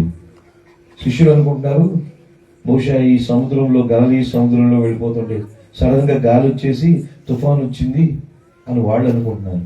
కానీ ఇదంతా ముందే వస్తుందని ఆయనకి తెలుసు. సమస్తము ఎరిగినవాడు. మీ జీవితాల్లో ఏ తుఫానులు వస్తున్నాయి? మీ కుటుంబాల్లో ఎన్ని తుఫానులు వస్తున్నాయి? ఏ రకమైన తుఫానులు వస్తున్నాయి? ఆర్థికపరమైన తుఫానులా? శరీరపరమైన తుఫానులా? మానసిక పరమైన తుఫానులా? ఏదో ఒక తుఫాను గుండానే మనిషి వెళ్తూ ఉంటాడు. ఏ తుఫానులో మీరున్నారు అది మీకు తెలియకపోవచ్చు, ఆయనకంతా తెలుసు. అయితే తుఫాను కావాలని దేవుడు పంపించడు, కానీ తుఫాన్ని అనుమతిస్తాడు ఆయన. మన జీవితాల్లో మనం ఎదుర్కొనే ప్రతి తుఫాను ఆయన ముందే తెలుసు. ఈ రాత్రి ఏ పరిస్థితులు గుండా మీరు వెళ్తున్నారు? మీ వ్యక్తిగత పరిస్థితులు కానీ, మీ కుటుంబ పరిస్థితులు కానీ. తుఫాను అంటే భయపెట్టేది. తుఫాను అంటే మనం మీద పడిపోయేది. తుఫాను అంటే మనం ముంచేసేది. ఏ పరిస్థితులు మనం ముంచుతున్నాయి? ఏ పరిస్థితుల్లో మనం మునిగిపోయి ఉన్నాం? ఇవన్నీ ప్రభువు తెలుసా? తెలియదా? తెలుసు. ఆయనకి ఏమీ తెలియదు అనుకోండి. కొన్నిసార్లు అనుకుంటాం దేవుడా నీకేం తెలుసు అని నాకే తెలుసు అనుకుంటాం. అసలు మనకు తెలిసిన సున్నా. ఆయన సమస్తం ఎరిగినవాడు, ఆయన సర్వజ్ఞాని. అంటే ఆకాశంలో నక్షత్రాలు చూస్తే, అక్కడ బయటికి వెళ్ళి నక్షత్రాలు చూస్తే, ఈ లైట్లన్నీ ఆపేసి పైకి చూడండి ఒకసారి. ఇక టెంట్ ఉంది కాబట్టి బయటికి వెళ్ళాలి. ఎన్ని లెక్క పెట్టగలరు? ఆకాశంలో నక్షత్రాలు లెక్క పెట్టగలిగే మనిషి ఎవరైనా ఉన్నారా? ఏ కంప్యూటర్ ద్వారా ఎవరైనా లెక్క పెట్టగలరా? అందుకని శాస్త్రజ్ఞులు ఏమన్నారంటే ఆకాశంలో నక్షత్రాలు ఎన్ని ఉంటాయి అంటే కోట్లు కోట్లు కోట్లు ఉంటాయి అన్నారు. అంతే, సరైన నెంబర్ ఎవరు కానీ ప్రతి నక్షత్రాన్ని ఎరిగిన వాడు, ప్రతి నక్షత్రానికి పేరు పెడుతున్నవాడు ఆయనేనంట. అంటే ఆయన జ్ఞానం ఎక్కువ తక్కువ? దేవుడు చాలా జ్ఞానం ఉంటుంది. కానీ చాలా సందర్భాల్లో మనం ఏమనుకుంటామంటే దేవుని కన్నా నేను చాలా తెలివైన దాన్ని, దేవుని కన్నా నేను చాలా తెలివైనోడిని అని అనుకుంటాం. ఒక అరగంటలో నక్షత్రాలు లెక్క పెట్టమంటేనే మన వాళ్ళు కాదు, దేవుడి కన్నా తెలివైన వాడు. మన ఎళ్ళ దేవుడు కలిగిన ప్రణాళిక మనకి తెలియదు, కానీ దేవుడు అందరి ఎళ్ళ ఒక ప్రణాళిక కలిగినాడు. ఎందుకు ఆ కష్టం వచ్చింది? ఎందుకు ఆ వ్యాధి వచ్చింది? ఎందుకు ఆ కుటుంబంలో ఆ సమస్య వచ్చింది? ఎందుకు ఈ పరిస్థితులు గుండా మనం వెళ్తున్నాము? మనకు అర్థం కాకపోవచ్చు, కానీ దేవుడి కంటే ఒక ప్లాన్ ఉంది. ఆ దేవుని చేతికి మనం మన జీవితాన్ని అప్పగిస్తే ఆయన ప్లాన్ ప్రకారం మన జీవితాన్ని నడిపిస్తాడు. కానీ మనం ఏం చేస్తామంటే ఆ దేవునికి మన జీవితాన్ని అప్పగించకుండా మనమే నడిపించుకోవడానికి ప్రయత్నం చేస్తాం. మునిగిపోతున్నాం. ఆ రోజున ఆ శిష్యులు వాళ్ళు ప్రయాణం చేస్తున్న ధోని ఆ సముద్రంలో ప్రయాణం చేస్తుంది. వాళ్ళు కొంత ప్రయత్నం చేశారు నిలబెట్టుకోవడానికి. అందరూ చేపలు పెట్టేవాడికి సముద్రంలో ప్రయాణం చేయడం పెద్ద వింత ఏమీ కాదు, రోజు చేసే పనిది. ఎన్ని తుఫానులు ఎదుర్కొన్నారో వాళ్ళు, కానీ ఈ తుఫాను వాళ్ళ జీవితంలో ప్రత్యేకమైంది. దీన్ని వాళ్ళు ఎదుర్కోలేకపోయారు. అర్థం చేసుకోండి, దేవుడు కొన్నిసార్లు కావాలని మన జీవితంలో తుఫాన్లు అనుమతిస్తాడు. ఎందుకో చెప్పంటారా? ఏదో నేర్పిస్తాడు. మనం పాఠాలు తుఫాన్లోనే నేర్చుకుంటాం. ఖాళీగా ఒడ్డు మీద ఉంటే ఎవడో ఏ పాఠం నేర్చుకోదు. తుఫానులు గుండా వెళుతున్నప్పుడే పాఠాలు నేర్చుకుంటాం. ఏదో కష్టమైన తుఫానే మనకి పాఠాలు నేర్పిస్తాడు, సరిచేయబడతాం. అందుకని దేవుడు ఒక ప్రణాళిక కలిగిన వాడు. ఆయన మన గురించి ముందుగా నిర్ణయం తీసుకున్నవాడు అని చెప్పాను. ఒక ప్రణాళిక కలిగిన వాడు, అందరి ఏడులో ఒక ప్రణాళిక కలిగిన వాడు. అదే కదా ఇర్మియా గ్రంథము 29వ అధ్యాయంలో మనందరికీ తెలిసిన వాక్య భాగాన్ని నేను మీకు చూపిస్తున్నాను. ఇర్మియా గ్రంథము 29వ అధ్యాయము 11వ వచనము. ఇర్మియా గ్రంథం 29:11 వచనములో చూస్తే,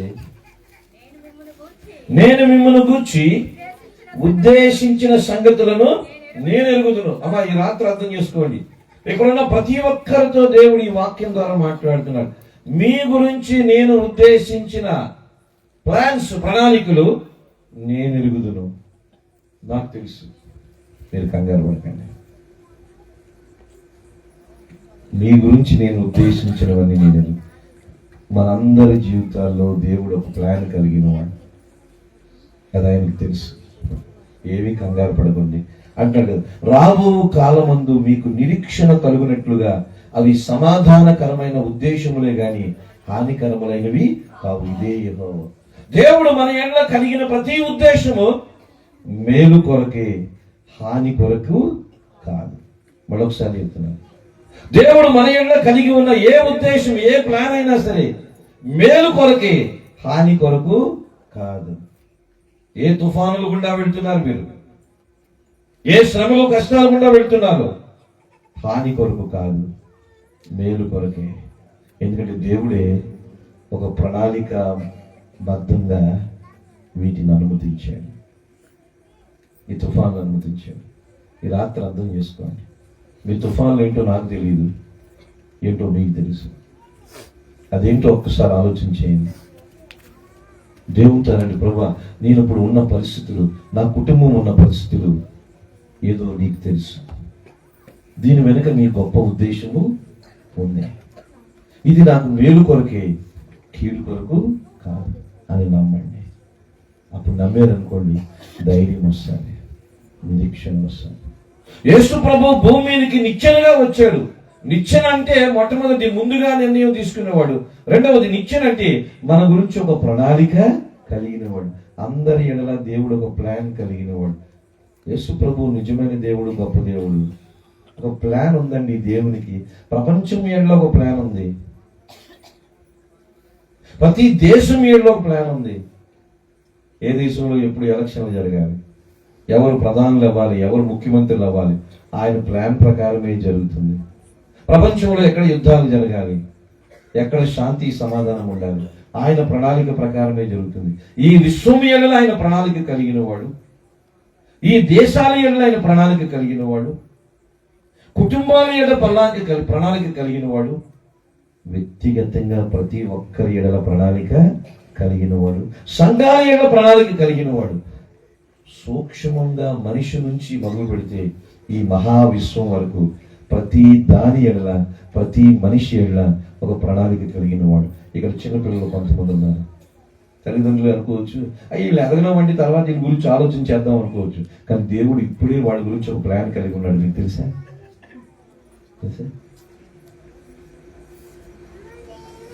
ఇర్మియా గ్రంథంలో ఒక మాట ఉంటుంది చూడండి. దేవుని ప్రణాళికలు ఎంత గొప్పవంటే, ఇర్మియా గ్రంథము 1వ అధ్యాయము 4వ వచనంలో ఆ మాట ఉంటుంది చూడండి.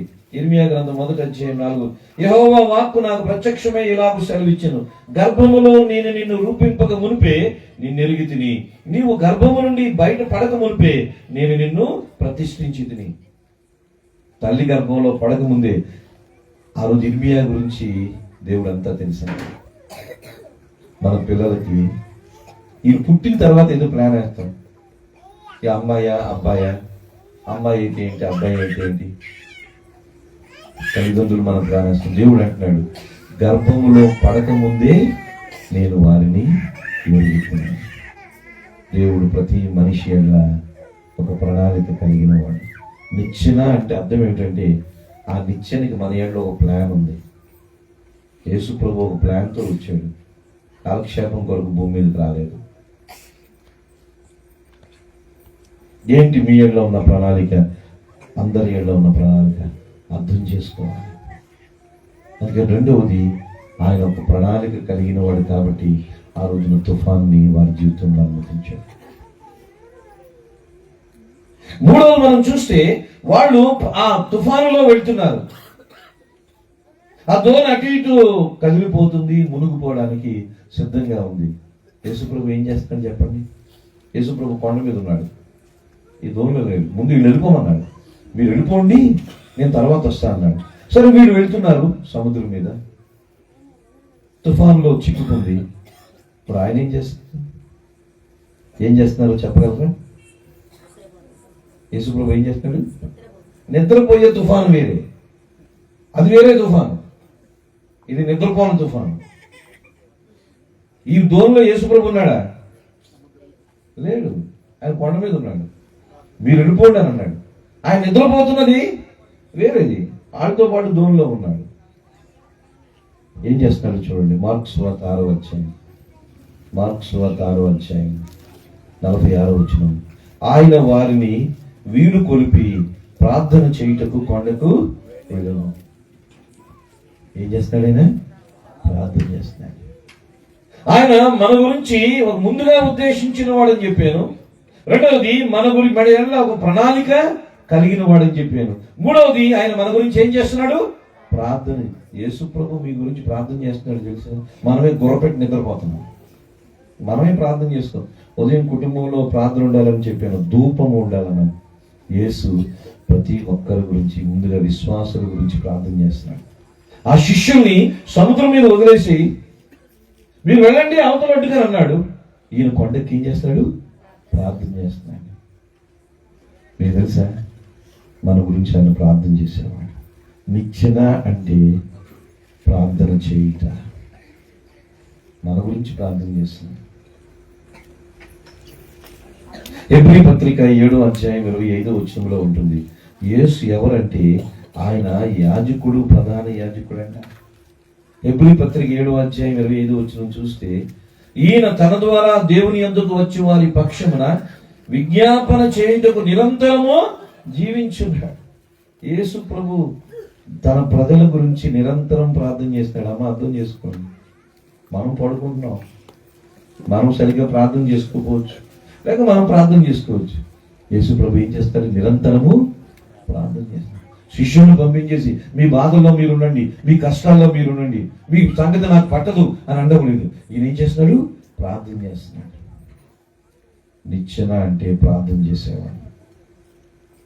ఇజ్రాయేలును కాపాడువాడు, కొనుకోడు, నిద్రపోడు. యేసు ప్రభు మీ గురించి ప్రార్థన చేస్తాడు తెలుసా? ప్రభా, వీళ్ళని కీడులోని తప్పించు, వీళ్ళ తండ్రి వీళ్ళని పాపంలోంచి తప్పించు, వీళ్ళు ప్రమాదంలో తప్పించు. ఈ రోజు మనం అందరం క్షేమంగా ఉన్నాం కదా, మీటింగ్ అందరం క్షేమంగా వచ్చాము కదా. ఎవరి ప్రార్థనలో? ఆయన చేస్తున్న విజ్ఞాపన. అంతేగాని నేను బాగా డ్రైవ్ చేశాను, నేను జాగ్రత్తలు తీసుకున్నాను కాదు. ఆయన మన గురించి విజ్ఞాపన చేస్తున్నాడు. ఈరోజు క్షేమంగా ఉన్నామంటే ఆయన విజ్ఞాపనే. ఈరోజు ఆహారం తీసుకుంటున్నామంటే ఆయన విజ్ఞాపనే. ఈరోజు ఆరోగ్యంగా ఉన్నామంటే ఆయన విజ్ఞాపన. ఈరోజు ఈ వసతులు కలిగి ఉన్నామంటే మన జీవితంలో ఆయన చేస్తున్న విజ్ఞాపన. మీకు తెలుసా, చాలా వరకు అనుకుంటాం మా గురించి ఎవరో ప్రార్థన చేస్తున్నారండి, భక్తులు ప్రార్థన అనుకుంటాం. ఏ భక్తులు ప్రార్థన కాదు, యేసే ప్రార్థన చేస్తున్నాడు. పరలోకం వెళ్ళిపోయిన యేసు ప్రభు ఏం చేస్తున్నాడు? ఇప్పుడు పరలోకంలో ఉన్న యేసు ప్రభు ఏం చేస్తున్నాడు చెప్పండి. ఇప్పుడు మనం ఏం చేస్తున్నామో చెప్పండి. ఇప్పుడు మనం కూర్చొని వాక్యం వింటున్నాం, అంతేనా? ఇప్పుడు యేసు ప్రభు పరలోకంలో ఏం చేస్తున్నాడు? ఇప్పుడు టైము 9:10 అయింది. ఇప్పుడు యేసు ప్రభు పరలోకంలో ఏం చేస్తున్నాడు? ఇప్పుడు మనం ఏం చేస్తున్నాం? ఇక్కడ కూర్చొని వాక్యం వింటున్నాం, ఒక పావు గంటలో భోజనం చేస్తాం. యేసు ప్రభు పరలోకంలో ఏం చేస్తున్నాడు? విజ్ఞాపన చేస్తున్నాడు. ఎంతసేపు విజ్ఞాపన చేస్తాడు? ఒకసారి బైబిల్ చూడండి. నిరంతరము విజ్ఞాపన చేస్తున్నాడు. ఆయన విజ్ఞాపన ఫలితమే మనం కాపాడగలుగుతున్నాం, మనం జీవించగలుగుతున్నాం, మనం భోజనం చేయగలుగుతున్నాం, మనకి భద్రత ఉంది, మనం ఎంతో కొంత సుఖంలో ఉన్నాం. ఇదంతా ఆయన చేస్తున్న విజ్ఞాపన. తెలుసా? నిచ్చెన అంటే అర్థము విజ్ఞాపన చేసేవాడు, ప్రార్థన చేసేవాడు. యేసు ప్రభు ఎందుకు భూమి మీదకి వచ్చాడు? విజ్ఞాపన చేయడానికి వచ్చాడు, తన ప్రజల్ని కాపాడడానికి వచ్చాడు. రక్షించిన తన ప్రజల కొరకు నిరంతరము విజ్ఞాపన చేయడానికి యేసు ప్రభు వచ్చాడు. ఇప్పుడు మహిమలో ఉన్నాడు, మన గురించి విజ్ఞాపన చేస్తున్నాడు. అందుకని ఈరోజు బ్రతికున్నాం. ఏదో నా తెలివితేటలు అనుకుంటాం, నేను చాలా తెలివైన, నాకు డ్రైవింగ్ బాగా తెలుసు. మనకన్నా గొప్ప డ్రైవింగ్ చేసిన వాళ్ళు యాక్సిడెంట్లు పోయారు, పోలేదా? నేను చాలా జాగ్రత్త వహిస్తాను, నేను మంచి ఆహారమే తీసుకుంటాను కాబట్టి నేను మంచి ఆరోగ్యంగా. నీకన్నా మంచి ఆహారం తీసుకోండి ఎస్పి బాలసుబ్రహ్మణ్యం. ఎవడో పాటగాడు, ఒక 4 రోజులు ఉన్నాడు, కోట్లు ఉన్నవాడు. అమెరికా నుంచి వైద్యులు వచ్చారు, ప్రాణాన్ని నిలపగలిగారా? నిలపలేక. ఈ రోజున ప్రాణం ఉంది. ఎవరి విజ్ఞాపన ఇది? ఆయన విజ్ఞాపన. మనం ఏదో జాగ్రత్త తీసుకుంటున్నాం, మనం ఏదో మంచి ఆహారం తీసుకుంటున్నాం, మనం చాలా మంచోడివి, మనం ఏదో భక్తిపరుడివి, అందుకని ఈ రోజున ఈ విధంగా ఆరోగ్యంగా క్షేమంగా ఉన్నాం. కాదు, ఆయన విజ్ఞాపన. ఆయన నిరంతరము విజ్ఞాపన చేస్తున్నాడు పరలోకములో. ఈ భూమి మీద దేవుని బిడ్డలుగా మనము క్షేమంగా ఉన్నాం. యేసు శిష్యులని సముద్రం మీద వెళ్ళమన్నాడు, ఆయన కొండకి ఏం చేస్తున్నాడు? ప్రార్థన చేస్తున్నాడు. ఆయన ప్రార్థన చేసేవాడు, విజ్ఞాపన చేసేవాడు. ప్రభా, నువ్వు నా గురించి ప్రార్థన చేస్తున్నావు. ఈ లోకం అనే సముద్రంలో ఈ పడవ అనే జీవితం ప్రయాణం చేస్తుంది. లోకం అనే సముద్రంలో ఈ జీవితం అనే పడవ ప్రయాణం చేస్తుంది. ఈ పడవ చుట్టూ ఎన్ని తుఫాన్లు, మనం మునిగిపోవడం లేదు. ఎందుకో చెప్పమంటారా? ఆయన చేస్తున్న ప్రార్థన. మరి ఆయన చేస్తున్న ప్రార్థన తెలిసి ప్రభా ఈ పడవ మునిగిపోకుండా కాపాడుతున్నావు, ఈ జీవం ఇచ్చావు, నీకు కృతజ్ఞతలు, నీకు వందనాలు అని ఏమైనా దేవునికి చెప్తున్నామా? రోజు చెప్పాలి. ఉదయం లేచిన వెంటనే రాత్రి కాపాడు, నిద్రలో అటే పోయి ఉండి ఎవరికి తెలుసు? పడుకునేటప్పుడు బాగానే ఉన్నాడండి, లేపడానికి ప్రయత్నం చేస్తుంటే లేవలేదు, మధ్యలో ఏమైపోయింది? శాశ్వతమైన నిద్రలోకి వెళ్ళిపోయాడు. ఇంకో పగలిచ్చాడా? ఇంకో రాత్రి ఇచ్చాడా? ఇంకో పగలిస్తున్నాడా? ఇంకో రాత్రి ఇస్తున్నాడా? కుటుంబంలో అందరికీ ఇస్తున్నాడు కదా, అది ఆయన విజ్ఞాపన ఫలితం. మరి ఆయనకి కృతజ్ఞత చెప్తున్నాము. రోజు లేవగానే ఆయన వందనాలు చెప్పాలి. ప్రభు ఈరోజు బ్రతుకున్నాం, నీకు వందనాలు. పడుకునే ముందు ఆయనకు వందనాలు చెప్పాలి. ఈ రోజంతా కాపాడు, పడుకుంటున్నాం, నీకు వందనాలు. రోజు చెప్తున్నారా లేదా? తినేసి గొరపెట్టి నిద్రపోతున్నారా? నిద్రలోనే పోతే ఏమైపోద్ది? ఆయన వందనాలు చెప్పే టైం కూడా లేదు. పడుకునే ముందు వందనాలు చెప్పండి, ఈ రోజు అంత ఇచ్చాం. లేచిన తర్వాత వందనాలు చెప్పండి, ఎందుకంటే మళ్ళీ సాయంత్రం వరకు ఏమీ జరగకుండా కాపాడేది ఆయన. ఆయన విజ్ఞాపన చేసేవాడు. నిచ్చెనంటే అర్థం ఏంటో చెప్పండి. మన గురించి ప్రార్థన చేస్తాడు, మన క్షేమం గురించి ప్రార్థన చేస్తాడు. అందుకు వచ్చాడు యేసు ప్రభు. అలాగే నిచ్చెన అంటే మన గురించి అంతా ముందుగా ఎరిగిన వాడు, మనకు తెలియదు కానీ. రెండవది, నిచ్చెన అంటే మన గురించి ఒక ప్రణాళిక, ప్లాను కలిగిన వాడు. మన భవిష్యత్తు అంతా ఆయనకి తెలుసు, మన గురించి తెలియదు. 10 సంవత్సరాల తర్వాత ఏమవుతుందో మనకు తెలుసా? అది రేపేమవుతుందో తెలియదు. 10 సంవత్సరాల తర్వాత ఈ ఊరు ఎలా ఉండబోతుంది, ఈ మందిరం ఎలా ఉండబోతుంది, ఇక్కడ మీలో ఎంతమంది ఈ ఊర్లో ఉంటారు, పై ఊరికి వెళ్తారు, కానీ అక్కడికి వెళ్ళిపోతారు. ఆయనకి ఈరోజు తెలుసా లేదా? అంతా తెలుసు. ఆయన ఒక ప్లాన్ కలిగిన వాడు. మూడవది, ఆయన ఒక ప్రార్థన చేస్తున్నాడు, మన విజ్ఞాపన చేస్తున్నాడు. నాలుగోది మనం చూస్తే, ఆయన ఆ శిష్యులను పంపించారు.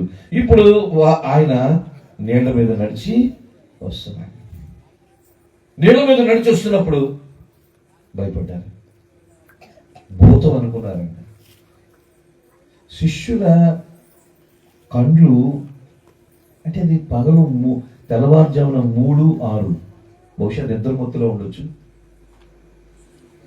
ఆయన రావడం చూస్తున్నారు, ఎవ్వరూ గుర్తుపట్టలేదు. ఎంత విచారకరం అంటే, ఆ కొన్ని గంటల క్రితమే ఆయన కలిశారు కదా. కలిసి ఆయన ఏమన్నాడు? మీరు ముందు వెళ్ళండి అవతలొడ్డుకి, నేను వస్తానన్నాడు. సరే, ఆయన నడిచి వస్తాడా, ఆకాశంలో వస్తాడు, ఇది ఎవరికి తెలియదు. కానీ వస్తున్నాడు, నీళ్ళ మీద నడిచి వస్తున్నాడు. ఇలా మత్తులో ఉండి ఆయనను గుర్తించలేకపోయారు. చాలాసార్లు ఆయన గుర్తించలేని పరిస్థితుల్లో మనం ఉంటాం. ఆయన గుర్తించలేని పరిస్థితిలో ఉన్నాం. ఆయన గుర్తిస్తున్నాము.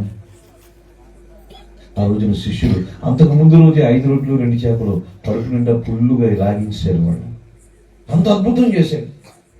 ఇప్పుడు ఆయనే నీళ్ళ మీద నడిచి వస్తున్నారు. కొంత చీకటి ఉంది, కళ్ళు మసకదాన్ని. ఆ నిద్రావస్థలో ఆయన్ని సరిగ్గా గుర్తుపట్టలేక భూతం అనుకున్నారండి.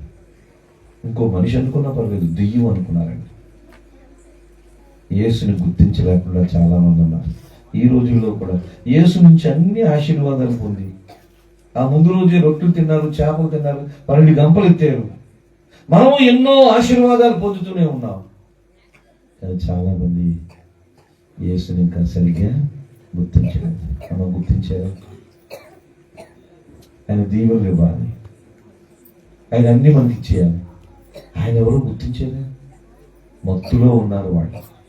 ఈ రోజున చాలా మంది లోకమనే మత్తులో ఉన్నారు, యేసుని సరిగ్గా గుర్తించడం లేదు.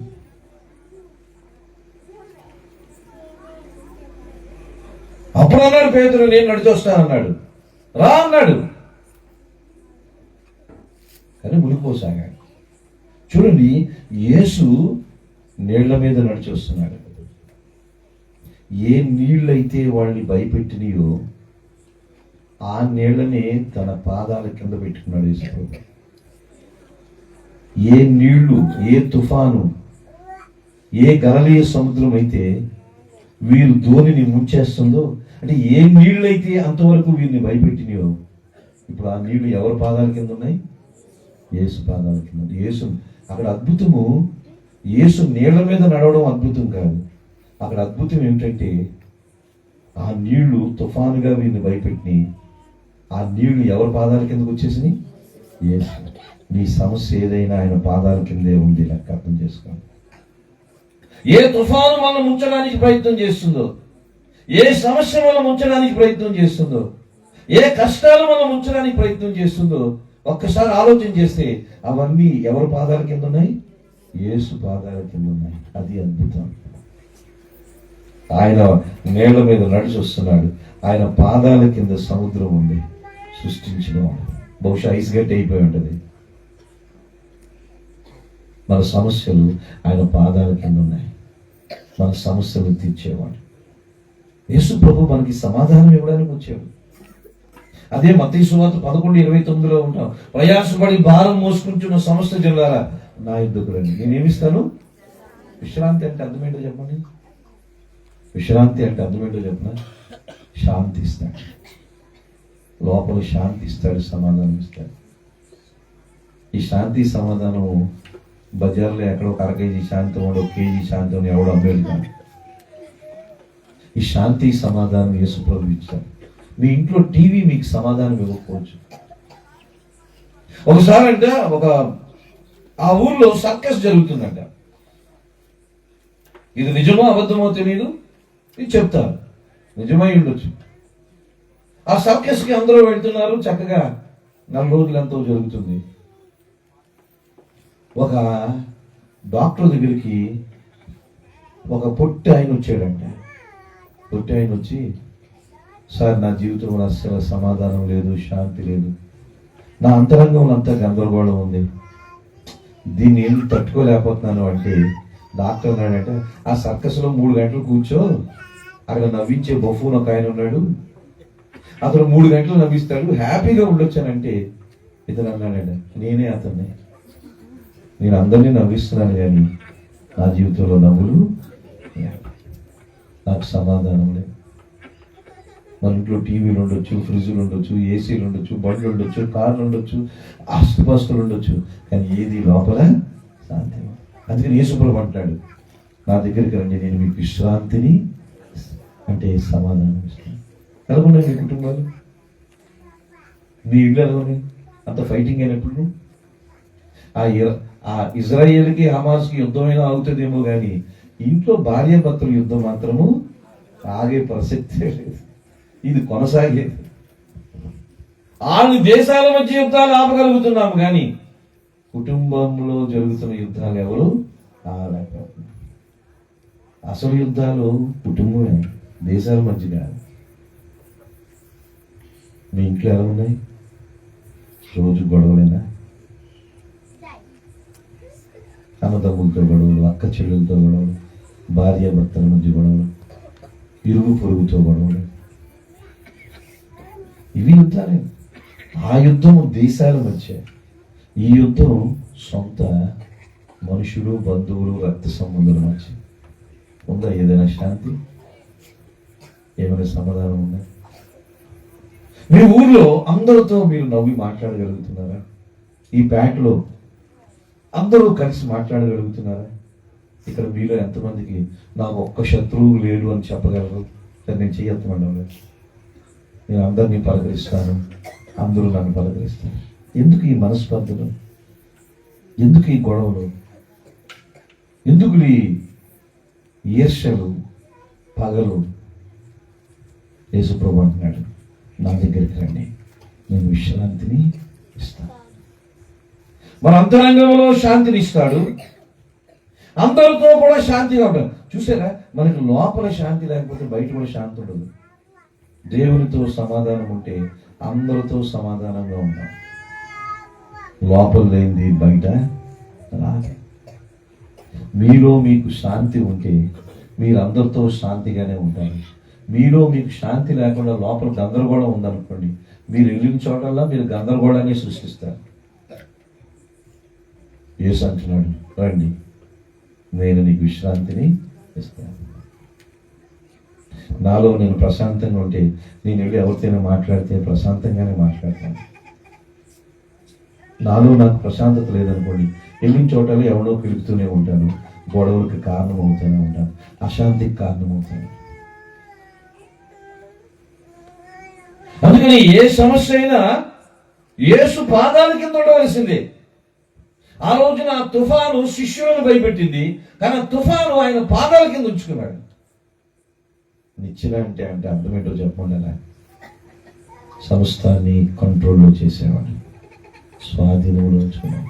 సముద్రం ఆయన మాట వింది, పక్షులు ఆయన మాట విన్నాయి, దెయ్యాలు ఆయన మాటలు విన్నాయి, లోబడ్డాయి, రోగాలు ఆయన మాటకు లోబడ్డాయి, పాపులు ఆయన మాటకు లోబడ్డారు.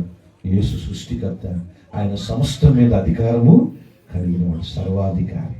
ఏ సమస్యలతో ఉన్నాము? ఆ సమస్య మనం అడగాలి, ప్రభువా ఆ రోజున తుఫాను వాళ్ళ మీదకి వస్తుంది, కానీ ఆ తుఫాను నీ పాదాల కింద పెట్టావు. పలానా తుఫాన్లు నా కుటుంబంలో ఉన్నాయి. ఏ తుఫాను ఏదో నీకు తెలుసు, నీ పాదాల కింద పెట్టుకోవాలి.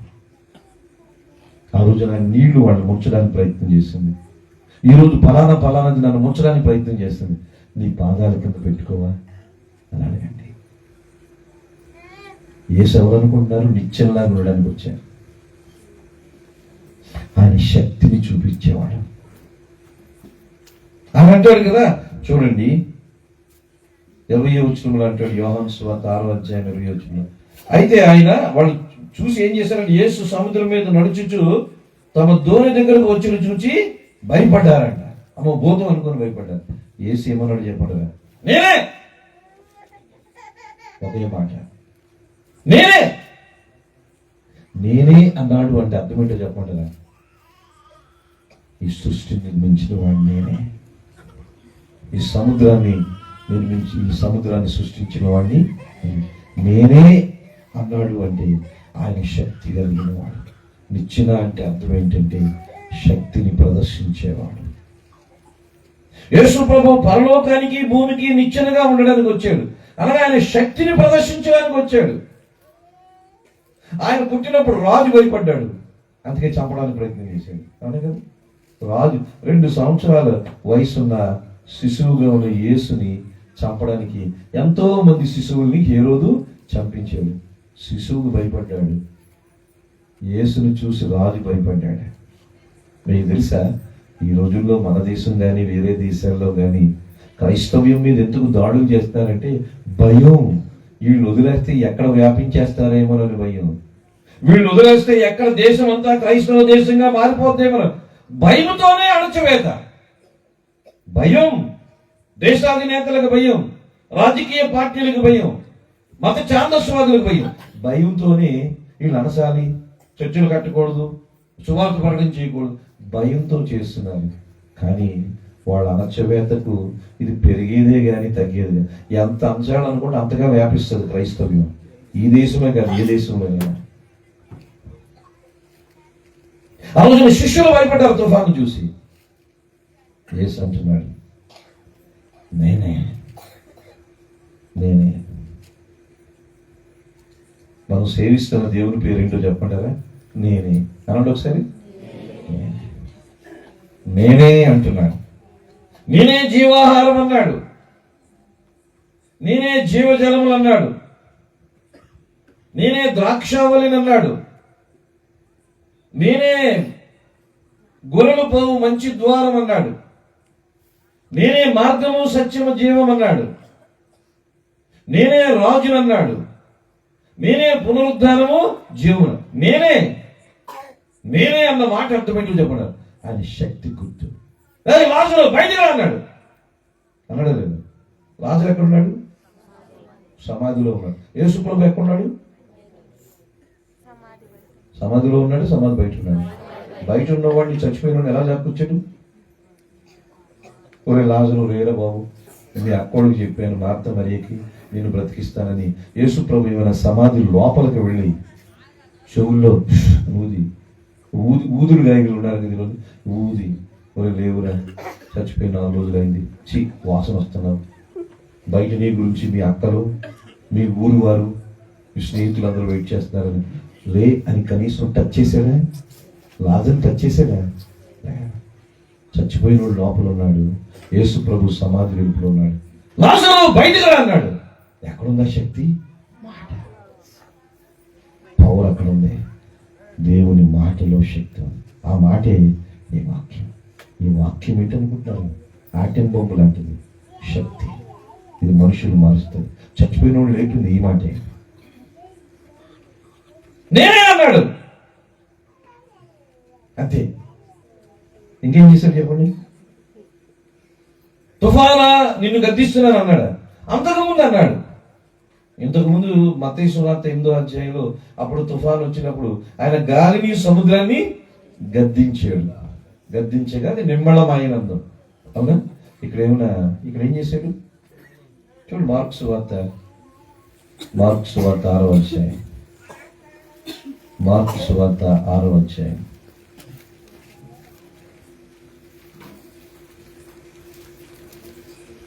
50వ వచనం. అందరూ ఆయనను చూచి తొందరపడగా వెంటనే ఆయన వారిని పలకరించి ధైర్యము తెచ్చుకుని నేనే, భయపడకూడని చెప్పాను. తర్వాత చూసారా, నేనే అన్నాడు. సముద్రం ఆటోమేటిక్గా ఆగిపోయింది. వీళ్ళలో ఉన్న భయం అనే తుఫాను కూడా ఆటోమేటిక్గా పోయింది. అక్కడ 2 తుఫాన్లు ఉన్నాయి. ఒక తుఫాను వీళ్ళు లోపల ఉంది, ఇంకో తుఫాను నీళ్ళ మీద ఉంది. నేనే అన్నాడు, అది ఆగిపోయింది. ఇది సృష్టికర్త అయిన దేవుడు యేసు ప్రభు నేనే అని ఒక అరిసేటప్పటికి సముద్రం భయపడిపోయింది. వీళ్ళు లోపల ఉన్న భయం అనే తుఫాను కూడా ఆగిపోయింది. నేనే అన్నవాడే యేసు ప్రభు. నేనే అన్నవాడే పవర్ని, అధికారాన్ని, శక్తిని ప్రదర్శించాడు. నిచ్చెన అంటే అర్థమేంటో చెప్పంటారా? నేనే అన్న దేవుడు. నిచ్చెన అంటే అర్థమేంటో చెప్పంటారా? మాటి చేత కార్యాన్ని చేసినవాడు, ఆయన శక్తిని ప్రదర్శించినవాడు. ఆయన ఎక్కడ రెండోసారి తుఫాన్ని నిమ్మడవచ్చు, ఓ గాలి తుఫాను ఆగు అనలేదు. నేనే అనేటప్పటికీ అది భయపడిపోయింది. వీళ్ళు ఉన్న భయం కూడా పోయింది. యేసు శక్తిమంతుడు. ఏ తుఫాన్లు మీలో ఉన్నాయి? ఏ తుఫాన్లు మీ చుట్టూ ఉన్నాయి? ఏ తుఫాన్లు మీలో ఉన్నాయి? ఏ తుఫాన్లు మీ చుట్టూ ఉన్నాయి? వాడు భూతమని కేకలు వేశారంట, మిక్కిలు భయపడ్డారంట. యేసు అన్నాడు, నేనే అన్నవాడిని యేసు ప్రభు. దాన్ని ఇచ్చిన ఎవరంటే నేనే అన్నవాడు. ఆ నిర్గమాకాండం 8వ అధ్యాయంలో కూడా మోషే అంటాడు, నన్ను ఫరో దగ్గరికి పంపిస్తున్నారు, నువ్వు దేవుని పేరు ఏంటి అని అడిగితే ఏం చెప్పాలంటే నేను ఉన్నవాడని అనువాడు. యేసు ప్రభు ఎవరు అనుకుంటున్నారు? ఆ ఉన్నవాడు అనువాడే యేసు ప్రభు. ఆయన నిన్న ఉన్నాడు, ఈరోజు ఉన్నాడు, రేపు ఉంటాడు కదా. ఉన్నాడు. ఆయనకి కాలాలతో సంబంధం లేదు. నిన్న ఉన్నాడు, ఈరోజు ఉన్నాడు, రేపు ఉన్నాడు. వర్తమాన భూత భవిష్యత్ కాలంలో ఉన్నవాడు నేనే అన్న దేవుడు. నిచ్చెన అంటే నిత్యము ఉండే దేవుడు. నిత్యము ఉండే దేవుడు. ఏ తుఫాన్లు మీ జీవితాల్లో ఉన్నాయో అర్థం చేసుకోండి. ఈ రాత్రి ఆయన అంటున్నాడు, నేనే అంటున్నాడు. నేనే అన్న ప్రభువుని చేర్చుకోండి. నేనేనన్న ప్రభువుని చేర్చుకోండి. యేసు ప్రభుని గురించి నేనే అని మీకు తెలుసా? నేనే అంటే ఆయన అన్నాడు నేనేనని. శక్తిని చాలా మందికి ఆయన ఎవరో తెలియలేదు. ఈ రోజు కూడా శిష్యులు అనుకున్నట్టుగానే ఆ రోజున వాళ్ళు భూతం అనుకున్నారు. ఈరోజు చాలా మంది క్రైస్తవులైనా సరే యేసు ప్రభు దేవుడు అనుకుంటున్నారు. యేసు ప్రభు ఏదోనండి. ఆయన యొక్క శక్తి, ఆయన ప్రభావము చాలా మందికి ఈ రోజు కూడా తెలియడం లేదు. అన్నలు అక్కలు అర్థం చేసుకోండి. మీ యేసు గురించి మీకు ఏమైనా తెలుసా అని మీరు క్రైస్తవులు అయితే అడుగుతున్నాను. మీ యేసు ఎంత గొప్పవాడో మీకు తెలుసా? నేనే అన్న దేవుడు ఎంత గొప్పవాడో మీకు తెలుసా? తెలియడం లేదు. నేనే అన్న దేవుడు ఎంత పవర్ఫుల్లో మీకు తెలుసా? చాలా మందికి యేసు గొప్పతనమే తెలియడం లేదు. యేసు శక్తే తెలియడం లేదు. ఆ రోజు నన్ను భూతం అనుకున్నారు, ఈ రోజు అందరిలో ఒకడు అనుకుంటున్నారు. నేనే అన్నవాడు వర్తమాన భూత భవిష్యత్ కాలంలో ఉన్నవాడు. ఆల్ఫా ఒమేగాను నేనే అన్నాడు. నేను మృతునే గాని సజీవుడు అన్నాడు. సర్వ సృష్టికి ఆది సంభూతుడు అన్నాడు. అరే యేసు ఎంత గొప్పవాడు చాలా మందికి తెలియదు. తలనొప్పులు తగ్గించేవాడు, ఊళ్ళ నొప్పులు తగ్గించేవాడు, జలుబును తగ్గించేవాడు, అప్పులు చాలా చీప్ చేసేసారు యేసు ప్రభు. చాలా చీప్ చేసేసారు ఈ క్రైస్తవులు.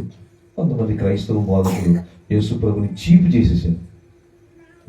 ఎవరైనా మీ భార్య ఏం చేస్తుందని భర్తలు అడిగితే, మా భార్య కల్లా పేస్తుంది, బాగా తుడుతుంది, బట్టలు ఉతుకుతుంది, ఇల్లు బూజులు తుడుతుంది అని అంటాడా? మీ భార్య గురించి చెప్పంటే కల్లా పేస్తుంది, బూజులు దులుపుతుంది, బట్టలు ఉతుకుతుంది, అంట్లు తవ్వుతుంది అని అంటారా? అలా అనేవాడికి భార్య గురించి అర్థం కాలేదు.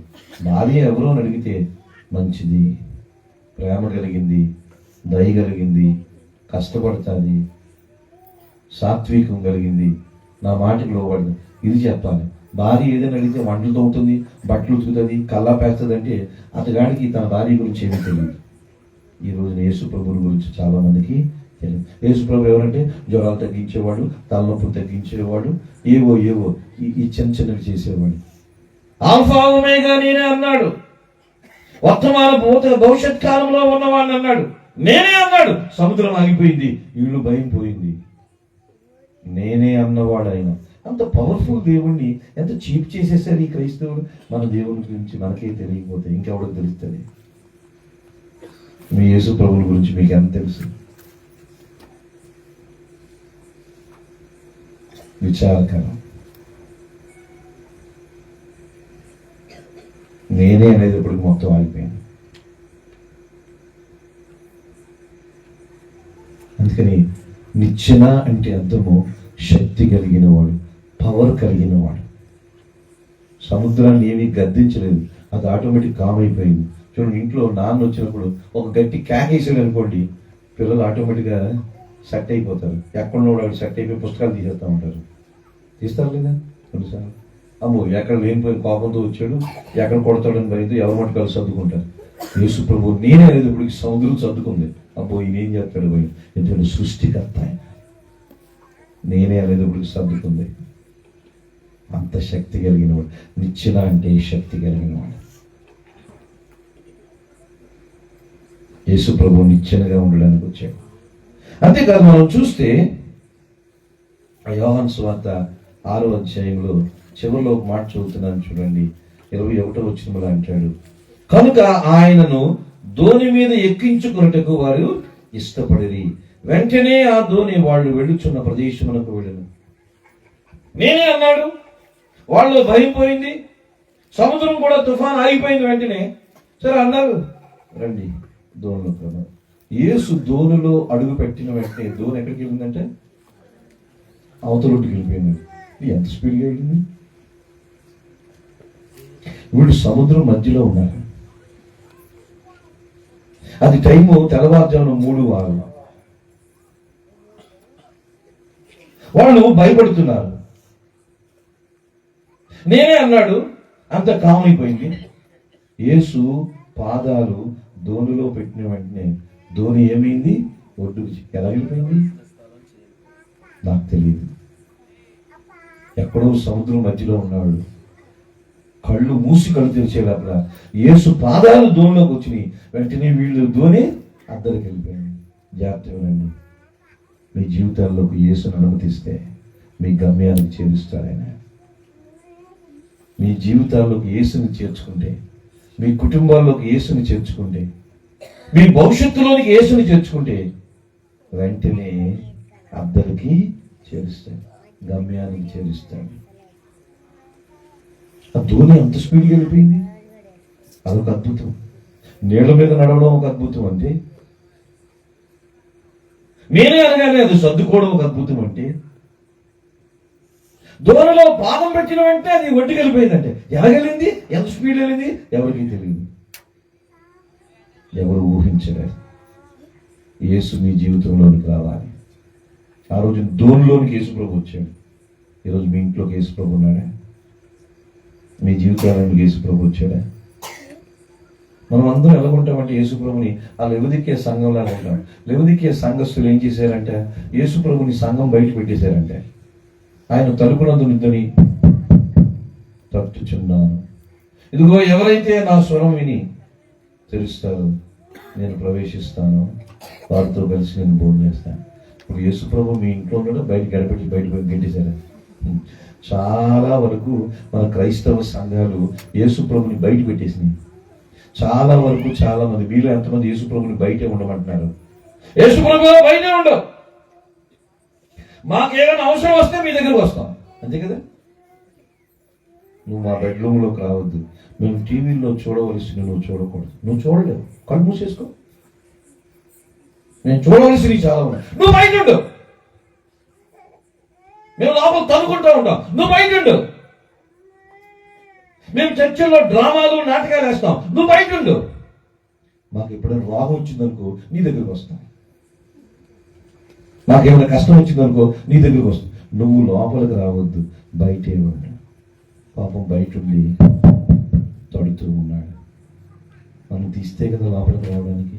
ఇప్పుడు యేసు బయట ఉన్నాడు, లోపల ఉన్నాడు. నాకు చెప్పద్దు, అబద్ధం ఆడద్దు. ఆయన మీ ఇంట్లో ఉన్నాడా? మీ ఇంట్లో ఉంటే ఆ సినిమాలు ఎందుకు చూస్తున్నారు?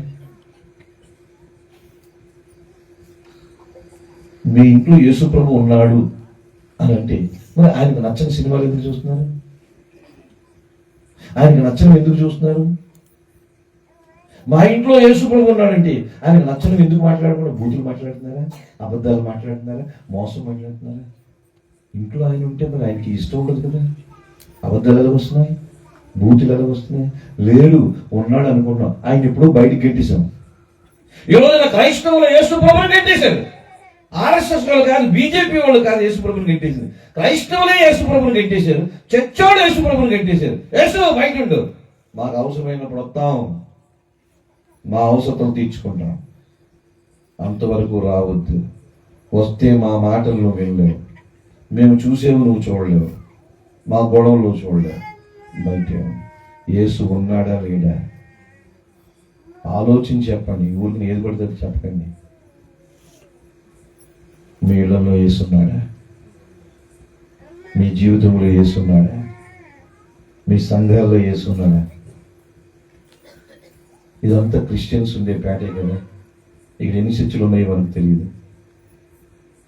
ఇక్కడ యేసుప్రభు ఉన్నాడా? ఉంటే తన్నులాటలు ఎందుకు? ఉన్నాడని అనుకుంటున్నాం. ఆయన ఎప్పుడో గెట్టేశాం. యేసుప్రభు వెళ్ళిపోరు, ఈ పేటలో వద్దు, ఇంకో కాలనీ ఉంది అక్కడ పో. ఇక్కడుంటే మేము తనుకోలేం, ఇక్కడుంటే మేము అబద్ధాలు ఆడలేం, ఇక్కడుంటే మేము మోసాలు చేయలేం, ఇక్కడుంటే మేము ఇష్టానుసారంగా జీవించలేం. వద్దు, బయటకు వెళ్ళిపో. యేసుని తోసేసింది క్రైస్తవ్యం. కానీ ఆ రోజున శిష్యులు ఏం చేశారంటే, రా ఆయన ధోనిలోకి ఆయన తీసుకున్నాం. ఆయన అడుగు పెట్టిన వెంటనే ధోని మన గమ్యాన్ని చేరాలి, మంచి జీవితం ఉండాలి, మంచి సంతోషం ఉండాలి, మంచి సమాధానం ఉండాలి, నెమ్మది ఉండాలి, మంచి భవిష్యత్తు మనకి మన పిల్లలకు ఉండాలంటే ఇప్పుడు యేసు బయట ఉండాలో లోపల ఉండాలా? చెప్పండి, ఎక్కడ బయట ఉండాలో లోపల ఉండాలా? లోపల ఉండాలంటున్నా. మరి లోపల ఉంటే ఆయన ఉండనిస్తున్నావా? ఆయన ఉండగలిగే పరిస్థితులు మనలో ఉన్నాయా? ఆ సినిమాలు మానం, ఆ అబద్ధాలు మానం, ఆ మోసాలు మానం. ఇంటి మీద స్టార్ పెట్టుకుంటాం, స్టారే ఉంటుంది, యేసు ప్రభు ఉండడు అక్కడ. మన ఇంటి మీద స్టార్లు ఉన్నాయి, స్టార్లు అమ్ముకునే షాపోడు గుడి దగ్గర కూడా స్టార్లు ఉన్నాయి. ఆడ అమ్ముకో, మన ఇంటి మీద ఒకే స్టార్ ఉంటుంది. స్టార్లు అమ్ముకునేవాడు షాపులు ఎన్ని ఉంటాయి? బోర్డు. అంటే అమ్మునోడు కూడా క్రైస్తవుడు అయిపోతారండి. స్టార్లు పెట్టేసి ఉంటే క్రైస్తవులు ఎందుకు అయిపోతారు? అమ్మునోడి దగ్గర బోర్డు స్టార్లు ఉంటాయి. ఆడు బల్బులు పెట్టి అమ్ముకుంటూ ఉంటాడు. యేసు ఎవరంటే గమ్యానికి చేర్చేవాడు. నిచ్చెన అంటే గమ్యానికి చేర్చేవాడు. ఆయన పాదములు ధోనిలోకి రాగానే ధోని ఏమైపోయింది? దరికి చేరింది.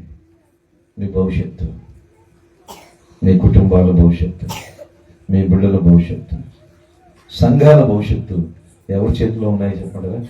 యేసుని అనుమతిస్తే, యేసుని లోపలికి చేర్చుకుంటే ఉన్నాడా? మీరే ఆలోచించండి. నాకు చెప్పద్దు, మీకు దేవునికి సంబంధించింది. ఆ రోజున శిష్యులు ఆయన ఒప్పుకున్నారు, ధోని గమ్యానికి చేరింది. అంతవరకు ఉన్న తుఫాన్లు పోయినాయి, అంతవరకు ఉన్న భయం పోయింది, అంతవరకు ఉన్న బోతులు అనుకున్నారు. అమ్మో ఈయన దేవుడిని ఆయన ఆరాధన చేయడం మొదలుపెట్టాను. అద్భుతాలు జరుగుతాయి.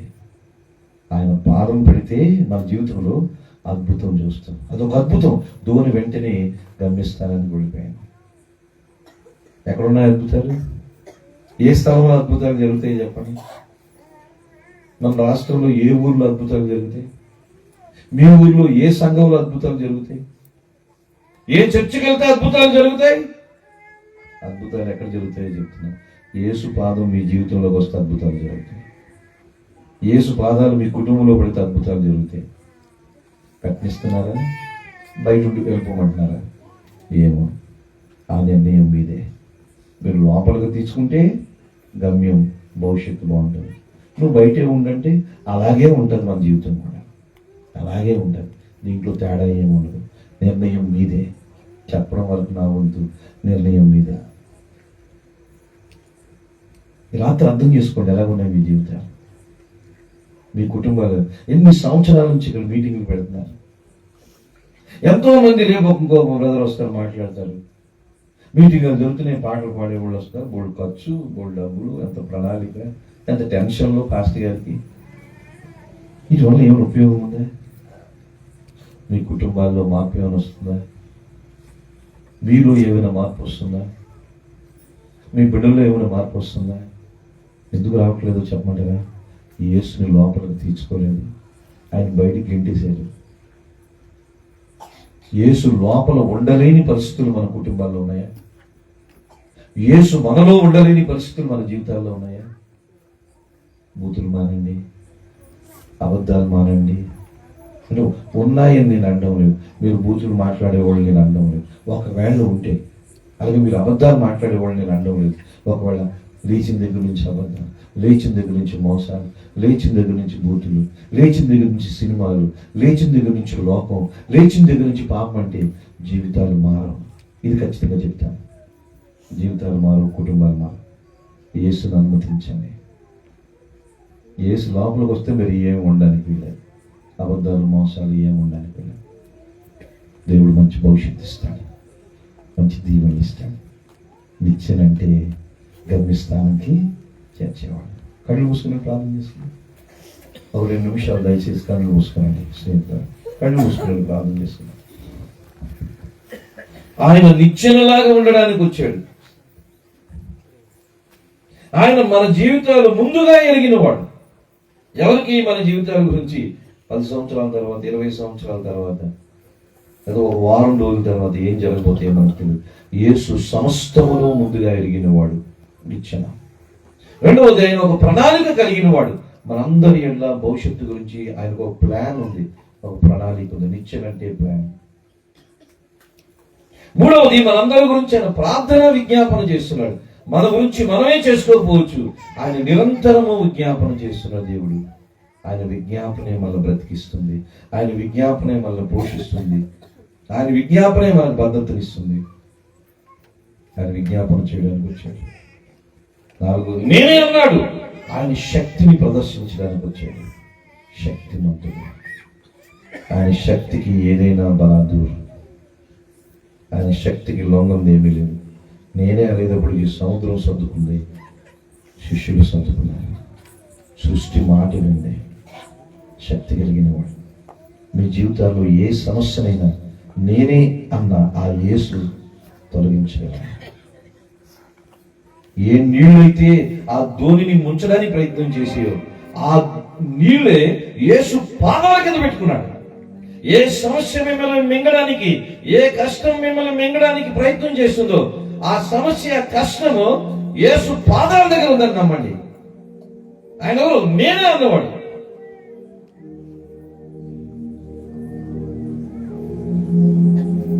యేసుని ధోనిలోకి తెచ్చుకున్నాడు. వెంటనే ధోని దొరికిపోయింది. యేసు మనలోకి రావాలి, యేసు మన కుటుంబంలోకి రావాలి. ఆయన సన్నిధిని మనం అనుభవించాలి. మనకు మంచి భవిష్యత్తు ఇస్తాడు, మంచి గమ్యాన్ని చేరుస్తాడు. మన ప్రతి అక్కర తీరుస్తాడు. ఆత్మీయ అక్కర తీరుస్తాడు, భౌతిక అక్కర తీరుస్తాడు. అదే నిత్యమంటే 5 లక్షణాలు మనం చూసాం. ఆయన ముందుగా ఎరిగిన వాడని, ఆయన ప్రణాళికలు కలిగిన వాడని, ఆయన నిరంతరము విజ్ఞాపన చేస్తున్నాడని, ఆయన శక్తి కలిగిన వాడని, ఆయన గమ్యానికి చేర్చేవాడని, నిచ్చెనగా ఉండడానికి వచ్చాడు. పరలోకానికి భూమి మీదకి నిచ్చెన యేసు. మనం ఒప్పుకుంటేనే వస్తాడు, బలవంతంగా తన్నుకొని తోసుకొని వచ్చేవాడు కాదు. మీ జీవితాలకు యేసును ఒప్పుకున్నారా? మీ కుటుంబాలకు యేసును ఒప్పుకున్నారా? ఒప్పుకోండి. మంచి భవిష్యత్తు ఇస్తాడు, మంచి శాంతి సమాధానం ఇస్తాడు, నెమ్మదినిస్తాడు.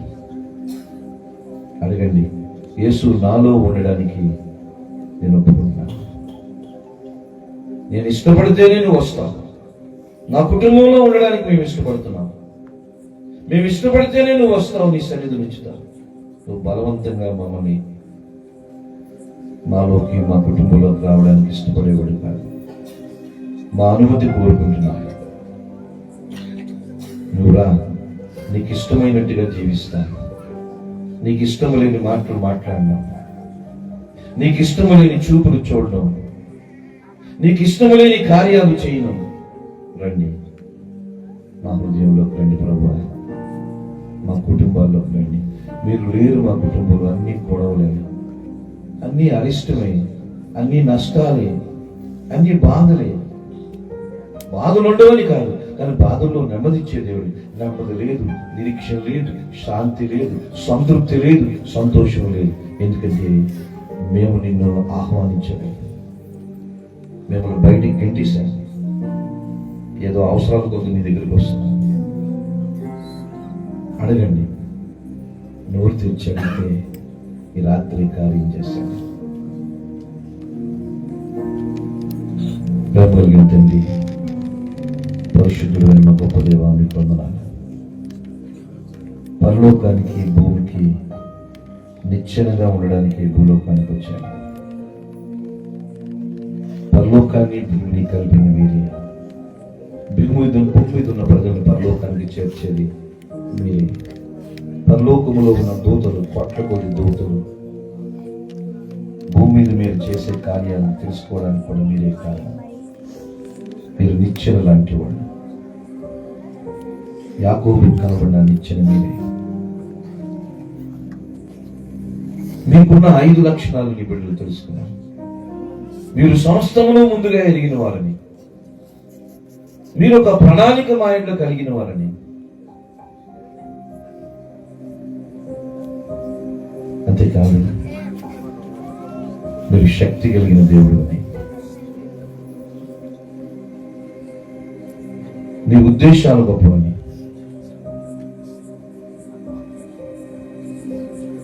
మీరు గమ్యానికి చేర్చే దేవుడు అని మిమ్మల్ని అనుమతిస్తే